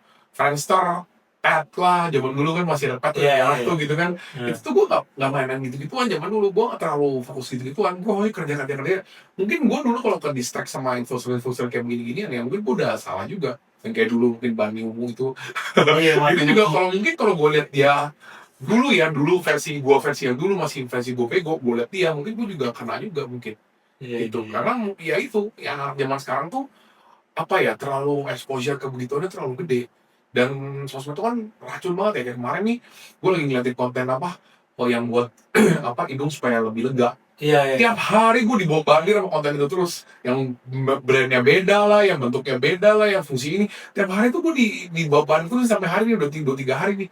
Kontennya itu mulu di TikTok gue gitu kan. Jadi kan makanya kalau ketika lu dalamin sesuatu, lu berasa ini bagus, malah dikirimin kontennya tuh bagus terus. Jadi lu coba, padahal belum tuh bagus buat lu gitu loh. Karena dari sosmed tuh begitu sekarang bahayanya. Makanya anak sekarang tuh gue lihat tuh banyak yang kayak bingung tuh begitu. Terus influencernya juga sama, kusut juga. Banyak yang maksudnya yang benar-benar pure education tuh sekarang sedikit. Kalau gue lihat Iya, karena sekarang di Indo tuh, mereka karena uang juga. iya, mereka cari uang. Sendiri, iya. Bener-bener. Karena basically juga mereka nggak ada kerjaan maksudnya nggak ada kerjaan pasti selain menjadi selebgram atau influencer gitu kan. Bener-bener. Jadi mau nggak mau mereka harus kejar endorsement. Ya endorsement ini kalau mereka nyarinya sampah, ya susah. Dan mereka ini kan rata-rata bukan orang pebisnis yang memang terjun di dunia bisnis ya. Mereka cuman konten terus baca dengar orang gitu. Mereka Iya. nggak tahu tuh bener-bener hulunya tuh seperti apa sih. Kayak misalnya kemarin gue lihat kan yang itu apa namanya katanya jaminan BTP itu 99%. Itu Yes. bullshit bro. Bener, yang insurance yang Credit insurance di Indonesia itu paling besar itu coverage-nya 90%.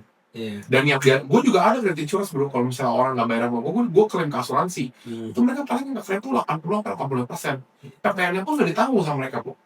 Credit insurance. Jadi kalau mereka bilang itu 99% itu bullshit. Nah anak itu percaya dan mau berani ngomong gitu karena mereka nggak tahu real bisnisnya seperti apa. Gitu bro. Gak ada bro orang nanggung credit insurance 99% itu bullshit lah. Orang kita kan mobilnya masih 70. Nah itu dia makanya makanya gue lihat kan ya itu makanya kayak nih anak-anak influencer ini tuh nggak tahu real bisnis seperti apa. Makanya ketika mereka ngomong promosiin mungkin juga mereka dibodohin juga sama si yang sponsorin mereka gitu. Ini ya, Iya. maksudnya company-nya ya. Gue juga kurang setuju ya. Maksudnya gue juga kan udah ini ya, kita juga education orang ya. Tapi gue juga kurang setuju kan banyak juga yang kayak misalkan di bisnis course lah, banyak yang bilang kan bisnis course jelek gitu kan. Pertanyaannya menjelaskan bisnis course itu punya bisnis course enggak? Kebanyakan mereka nggak punya kosannya. Jadi secara capability mereka cuma tadi dengar dari orang, baca teori, mungkin ngambil dari luar negeri, materinya diterjemahin lagi pakai bahasa Indonesia. Ya, tapi masalahnya audiensnya kan percaya. Begitu mereka masuk, gagal, mereka langsung bilang, wah memang benar nih, jelek. Nah, pertanyaan gue kan sama kok. Kalau kita ngomong bisnis course jelek, kenapa orang-orang money bisa banyak yang beli kos-kosan? Karena mereka tahu memang bisnis course itu nggak kayak gitu mainnya, berbeda gitu loh. Jadi sometimes gue juga sering ketemu orang kalau misalnya mau invest di bisnis course ya, yang dia selalu tanyain adalah pasif compare to aktif. Ini sampai nanti ada tahun kodok di show juga nggak akan ketemu, karena aktif itu kan makin banyak lu bergerak, makin gede income lu, ROI lu, BP lu pasti makin gede. Kalau pasif kan nggak bisa kalau lu bergerak kayak kecil gitu. Nah makanya kalau ada orang compare tuh aktif dan pasif, gue sih selalu bilangin ke mereka mendingan jangan masuk bisnis course. Lu fokus di investment di bisnis lu aja. Karena lu mau dibanding gimana pun bisnis course itu akan lebih gede dibanding lu punya usaha utama gitu. Nggak akan ketemu. Lu bandingin bisnis course sama F&B, ya nggak bakal ketemu kok. F&B ada dapat order 3.000, kita cuma kapasitas 2.000, kita bisa nambah orang, kita bisa tambah mesin, kita bisa resource lagi, oper per orang kita ambil profit. Banyak hal yang bisa kita lakuin untuk buat scale up di bisnis course nggak bisa kok. Kamar lu 50 orang, ada orang ke 51. Kalau dia nggak mau satu kamar berdua, ya lu buang ke tetangga sebelah, nggak bisa lu scale up bisnisnya. Gitu. Jadi apple to apple itu nggak akan pernah ketemu gitu di bisnis. Nah, tapi kenapa orang-orang yang all money ini mau investment di bisnis course? Karena dia tahu ini tuh cuma bisa jadi buat kasih duit buat naik ke skala berikutnya. Contoh kayak gue sekarang ini gue ada klien, gue kalau punya dia kurang lebih dia hampir 1M lah sebulan. Nah di bisnis course ini kalau ngomong ROI ke compare sama investmentnya dia nggak akan ketemu kok. Tapi dia tahu nih, dari duit 1M dia dapat tiap bulan ini, dia bisa buang kemana buat nge-scale up-in. Contoh, dari 1M ini dia buka, misalnya nasi goreng sreng lu, dia beli franchise lu. Itu kan sebenarnya revenue dari franchise sreng itu kan sebenarnya duit dari investment di sini. Yang dia nggak keluar duit lagi. Anggap deh, di sreng buka 3 cabang, 1 cabang tutup nih, karena marketnya nggak jalan. Dia nggak pusing, bulan depannya produksi 1M masuk lagi. Dia tinggal buka, lu punya itu, ice cream, dia tes lagi. Jalan nggak? Karena dia udah punya payrollnya, jadi mindsetnya beda. Risiko juga bisnisnya kosi. Kan kayak hotel kan, kayak lu residensial terus juga resikonya lebih minim ketimbang biasa kan. Asal lu punya tempat lokasinya yang bagus saja, kos harusnya udah jalan. Yang penting lu sakit jalan-jalan banget, kemarin juga jalan-jalan banget kan gitu kan. Yang beda ya namanya bisnis yang lebih risk profile lebih tinggi pasti returnnya lebih tinggi. Yang risk profile lebih rendah, returnnya juga pasti lebih rendah gitu aja sih. Itu di mana-mana sama sih. Harusnya kalau orang ngerti bisnis ya dia juga ngerti cost tuh gimana, risk profile-nya, bisnis yang bisa tuh gimana risk profile-nya gitu. Cuman ya kebanyakan gue ketemu juga orang yang belum memahamin itu. Jadi dia bandingin tuh nggak apple to apple. Dan banyak orang juga yang mau masukin nih karena dia pertama mungkin dia bisnisnya belum terlalu besar. Yang kedua kalau dia udah terlalu besar, dia sudah biasa main reinvestment yang risk profile besar. Jadi dia masuk sekian, dia dapat return gedenya sekian. Jadi waktu dia ngerasa dia masuk sekian compare to ini ya, nggak akan ketemu apple to apple yang tadi gue bilang. Nah, tapi orang-orang yang gue ketemu nih sampai hari ini jadi klien gue, itu orang-orang yang lebih ke arah ngerti manage money-nya. Manajemen uangnya bagus. Ya, ya. Jadi dia dapat duit dari sini, dia puterin lagi ke tempat lain yang duitnya lebih gede. Tapi resikonya itu sebenarnya dia udah di cut off di bisnis cost ini. Ya, ya. Yang tadi gue bilang misalkan dia buka franchise yang nggak jalan, dia nggak pusing, ditutup aja. Bulan depan dia dapat lagi cash flow-nya. Ya ada buffer ya, dan cost ini kan tanahnya kan terus ya sebenarnya. Betul. Value of property bisa naik. Kalau orang yang memang nekat itu, lu tanah misalnya 10M, bangun tanahnya misalnya 20M, 30M, lu kalau jaminin ke bank bisa jadi 40-50M kan kosan. Betul. Ya kan? Iya, hotel, ya, hotel. ya kayak lu punya aja, lu kan juga punya hotel kan. Ya. Sama lah kayak gitu. Iya. Kalau ditanya kenapa lu bangun hotel kagak mau itu, pasti sama ada alasannya kan. Selain buat maksudnya buat persiapan masa tua kan. Karena kita juga nggak tahu nih kita bangun bisnis, apakah generasi kita berikutnya bakal nerusin bisnis yang sama. Karena banyak dari mereka juga, mereka punya bisnis sendiri, mau buka Iya. sendiri kan. Generasi anak kita sih nanti bakal beda banget kayaknya. Kita lihat generasi di bawah kita udah beda banget ya. Iya, maksudnya kalau zaman dulu orang berpikir kan bisnis itu masih bisa bertahan 3 generasi. Sekarang 1 generasi aja udah berat banget gue lihat. Karena gue banyak beberapa klien ya, dia punya bisnis salah satu klien gue itu distributor paling terbesar di Glodok untuk elektronik. Udah jalan 40 tahun. Jadi dari zaman Glodok lama sampai jadi aktivis tuh. Itu udah kuat banget lah, ibaratnya customer apa tuh udah kuat banget. Anaknya abis sekolah di Aussie, nggak mau balik, buka resto di Aussie. Nah, sekarang dia punya duit yang nganggur. Nah, dia mikirin, ini gue paling bisa jalan 10 tahun lagi, warna di sini gue udah bisa jalan. Makanya gue lagi mikirin gimana duit gue ini bisa jadi passive income gue. Makanya gue mulai bikin invest di villa, kos-kosan yang operasional, kasih lu yang handle. Terus gue juga ada apartemen, gue sewa-sewain, gue oper ke manajemen juga. Pokoknya gue sekarang lagi bikin gimana aset gue bisa pindah ke pasif. Karena di bisnis setelah 10 tahun lagi gue nggak tahu apakah tim gue bisa jalanin tanpa gue kontrol, atau kedua gue harus matiin karena udah nggak profit, karena nggak kontrol. Iya. Gitu loh. Karena anak dia nggak mau balik, udah nyaman di luar, udah buka usaha, udah dapat residensi itu juga. Jadi dia berpikir, ya jangan cerita generasi kedua ketiga, orang saya mau turun 1 generasi udah nggak bisa kan, kata dia. Betul. Mertua gue juga gitu tuh. Mertua gue kan koko ipar gue kan udah di the citizen US dia, udah nggak mau balik Indo. Istri gue juga kayaknya nggak tahu tuh, nggak ngurusin juga. Kalau gue lihat kan, istri gue kerjaan lain, tahu tuh bisnis dia sayang juga tuh kalau sebenarnya. Iya, makanya kan kalau di kita kan ya orang yang jalan kita mikir, saya ini kan sebenarnya cuma tinggal diterusin gitu, udah ada. Maksudnya kita tuh build bisnis nggak sampai dari nol, nyari customer dulu, nyari ini dulu, itu udah kebentuk ekosistemnya. Mau pesan barang ke sini, kontak udah ada semua, tinggal dealing mulak doang. Ya. Lu mau jualan ke siapa, customer sudah ada, tinggal dealing harga doang. Nah kita kalau bikin bisnis baru kan kita nyari dulu, pitching dulu, nyari pelanggan lagi. Sebenarnya udah enak, tapi ya kayak gitu aja anaknya kagak mau nerusin. Gitu loh. Ya. Itu parah banget sih. Ya terus ya masa jujur sih gue dulu kenal lu pertama kali kan, gue nggak tahu lu temannya si Andi kan. Karena gue sebenarnya kenal si Andi kan. Nah gue tahu lu pertama kali itu waktu lu ngobrol kayak kasus baru di Ungu kan. Viral banget tuh waktu zaman itu kan. Iya. Kasusnya tuh viral banget, akhirnya baru tau, oh ternyata ada yang kayak gini ya, investment segala macamnya, permainannya.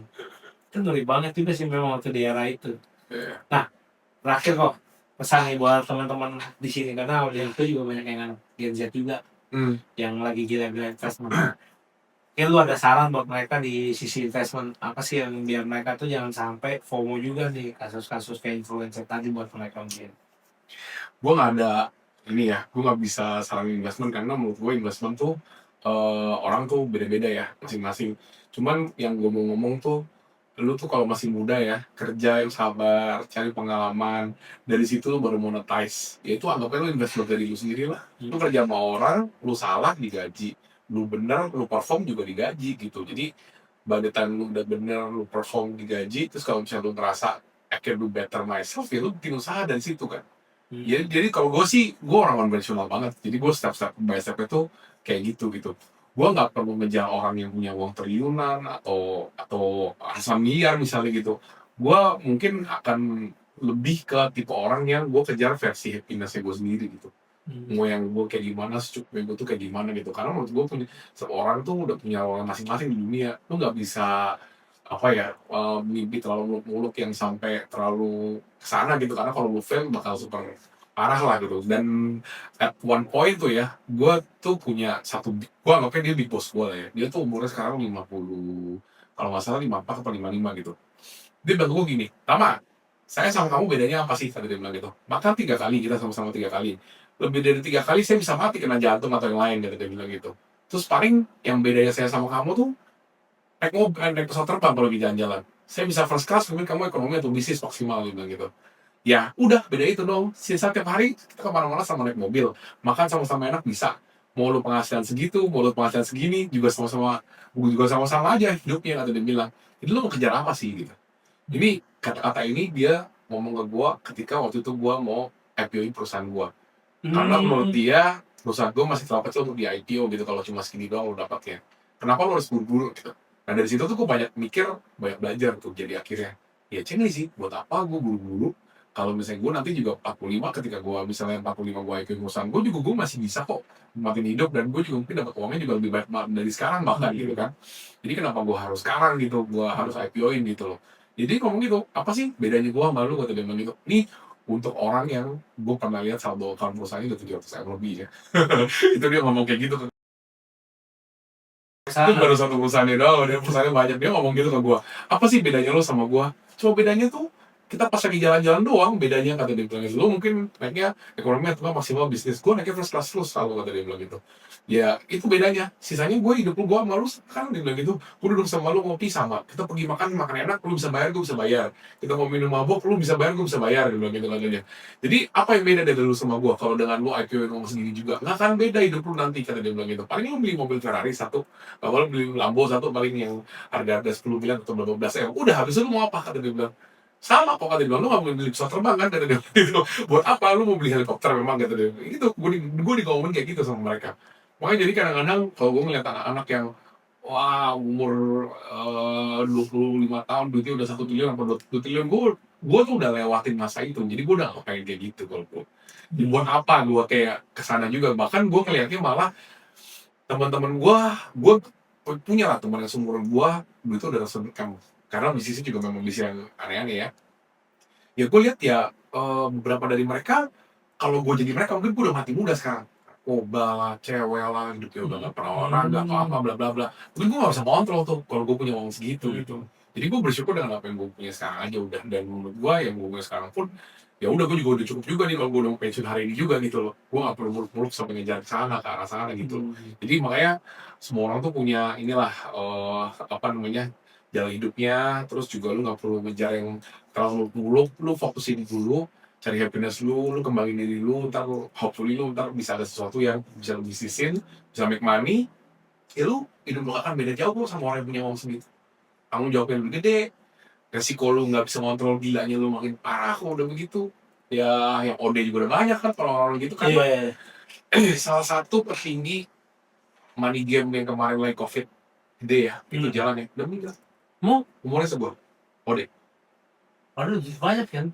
Harusnya pas mandi Yang gue dengar dia waktu itu ya, dari bagi-bagi hasilnya dia dapat gocek.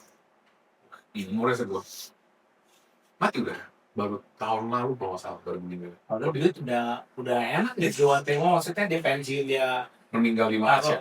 deposit aja ya. Dia udah nggak bisa balik dulu juga, udah DP kok soal di Indo. Nah itu dia makanya gue juga nggak, perjalanan hidup gue main sini gue ngeliat kan, oh iya ya, gue kalau kayak gitu kayaknya gue bisa mati muda. Karena gue temen gue itu juga divorce sama istrinya, udah gak dekat sama anaknya, terus juga hidup di luar negeri gak bisa pulang ke Indonesia, kadang di Dubai, kadang di Jepang, kadang di Singapura, kadang di Malaysia, kadang di Eropa, jalan terus. Akhirnya kok dia jadi Malaysia kemarin, tahun lalu baru meninggal gitu. Jadi makanya wah iya, ini reminder buat gue juga sih kayaknya sih, jangan jadi gitu sih kayaknya sih gitu, kayak kalau gak bisa kontrol diri gitu sih. Karena pada time lo punya uang segitu tuh berasa dunia tuh udah di genggam tangan lu, apa yang lu nggak bisa gitu. Iya. Kalau udah Gak gitu kan, lu ngerasa lu bisa beli iya, apa aja. lu hari ini mau terbang kemana tinggal terbang, lu hari ini mau ngapain lu tinggal ngapain gitu, lu nggak usah pusing lagi. Jadi kan akhirnya hidup lu nggak punya arah ya kayak gitu. Iya. Nah itu tuh ya gua belajar dari dia, jadi ya udahlah. Iya, dia rasa bersyukurnya nggak ada ya, karena dia merasa effort dia buat dapat duit ini tuh udah nggak ada lagi, Udah selesai, dan udah lu selesai. punya uang 2 triliun, seumur gua misalnya 37, 38 gitu ya. Lu paling hidup berapa lama lagi sih? 34 tahun, 40 tahun lagi kan? Duit lu nanti tuh gak bakal habis kalau lu hidup normal-normal aja. Ya kan? Iya benar-benar. Lu harus hidup yang extraordinary baru lu bisa habisin itu duit gitu kan. Iya benar. Tapi kalau lu hidup extraordinary berarti lu makan enak tiap hari, lu minum enak tiap hari, lu hidup lifestyle juga kayak orang gila. Ya lu die, udah pasti. Lu gak bakal bisa hidup makan panjang. 10 tahun hidupnya udah bagus, lu gak akan rasakan jantung kok gitu kan. Iya. Semua lu kan rasakan jantung udah mati. Gitu Iya. bro. Nah tuh dengerin ya, jadi tetap fokus pada goal masing-masing, karena setiap orang juga punya risk profile masing-masing ya. Jadi jangan juga nih, walaupun mungkin kadang-kadang gue juga ketemu nih ada beberapa yang follower tuh pada kayak, gue baru punya uang segini nih, enakan mau investment mana ya? Kalau menurut gue tuh nggak perlu investment dulu kalau duitnya masih kecil kalau menurut gue. Ya, jadi apalagi kadang-kadang juga jangan kemakan, sorry itu saya nih banyak influencer yang bilang lu modal 1 juta, lu modal 10 juta lu bisa jadi orang kaya di saham, di apa segala macam. Nggak bakal, men, lu duit 10 juta bisa beli berapa lot sih? Iya. Ya kan? Maksudnya mereka yang kaya-kaya, maksudnya mereka tuh masuknya duitnya udah ratusan M, triliunan. Ya wajar sekali gepok, dapatnya juga banyak. Ya kita kalau ibaratnya lu beli kiki jual 1.000 bisa dapat noceng juga 10 juta bisa beli berapa banyak kikinya gitu. Nggak akan bikin lo jadi orang kaya di dunia juga gitu, susah. Ya menurut gue yang penting nabung dulu gitu kan, baru udah jadi pelan-pelan dibangun. Gue jadi ketampar juga tadi lu bahas IPO, karena gue udah rencana mau IPO gitu. Mikir-mikir 10 tahun lagi mau IPO nih, kalau ntar income-nya udah nyentuh angka sekian. Ya 10 tahun lagi masih boleh lah. By the time 50 kan udah gak bisa se-produktif sekarang kan. Iya betul.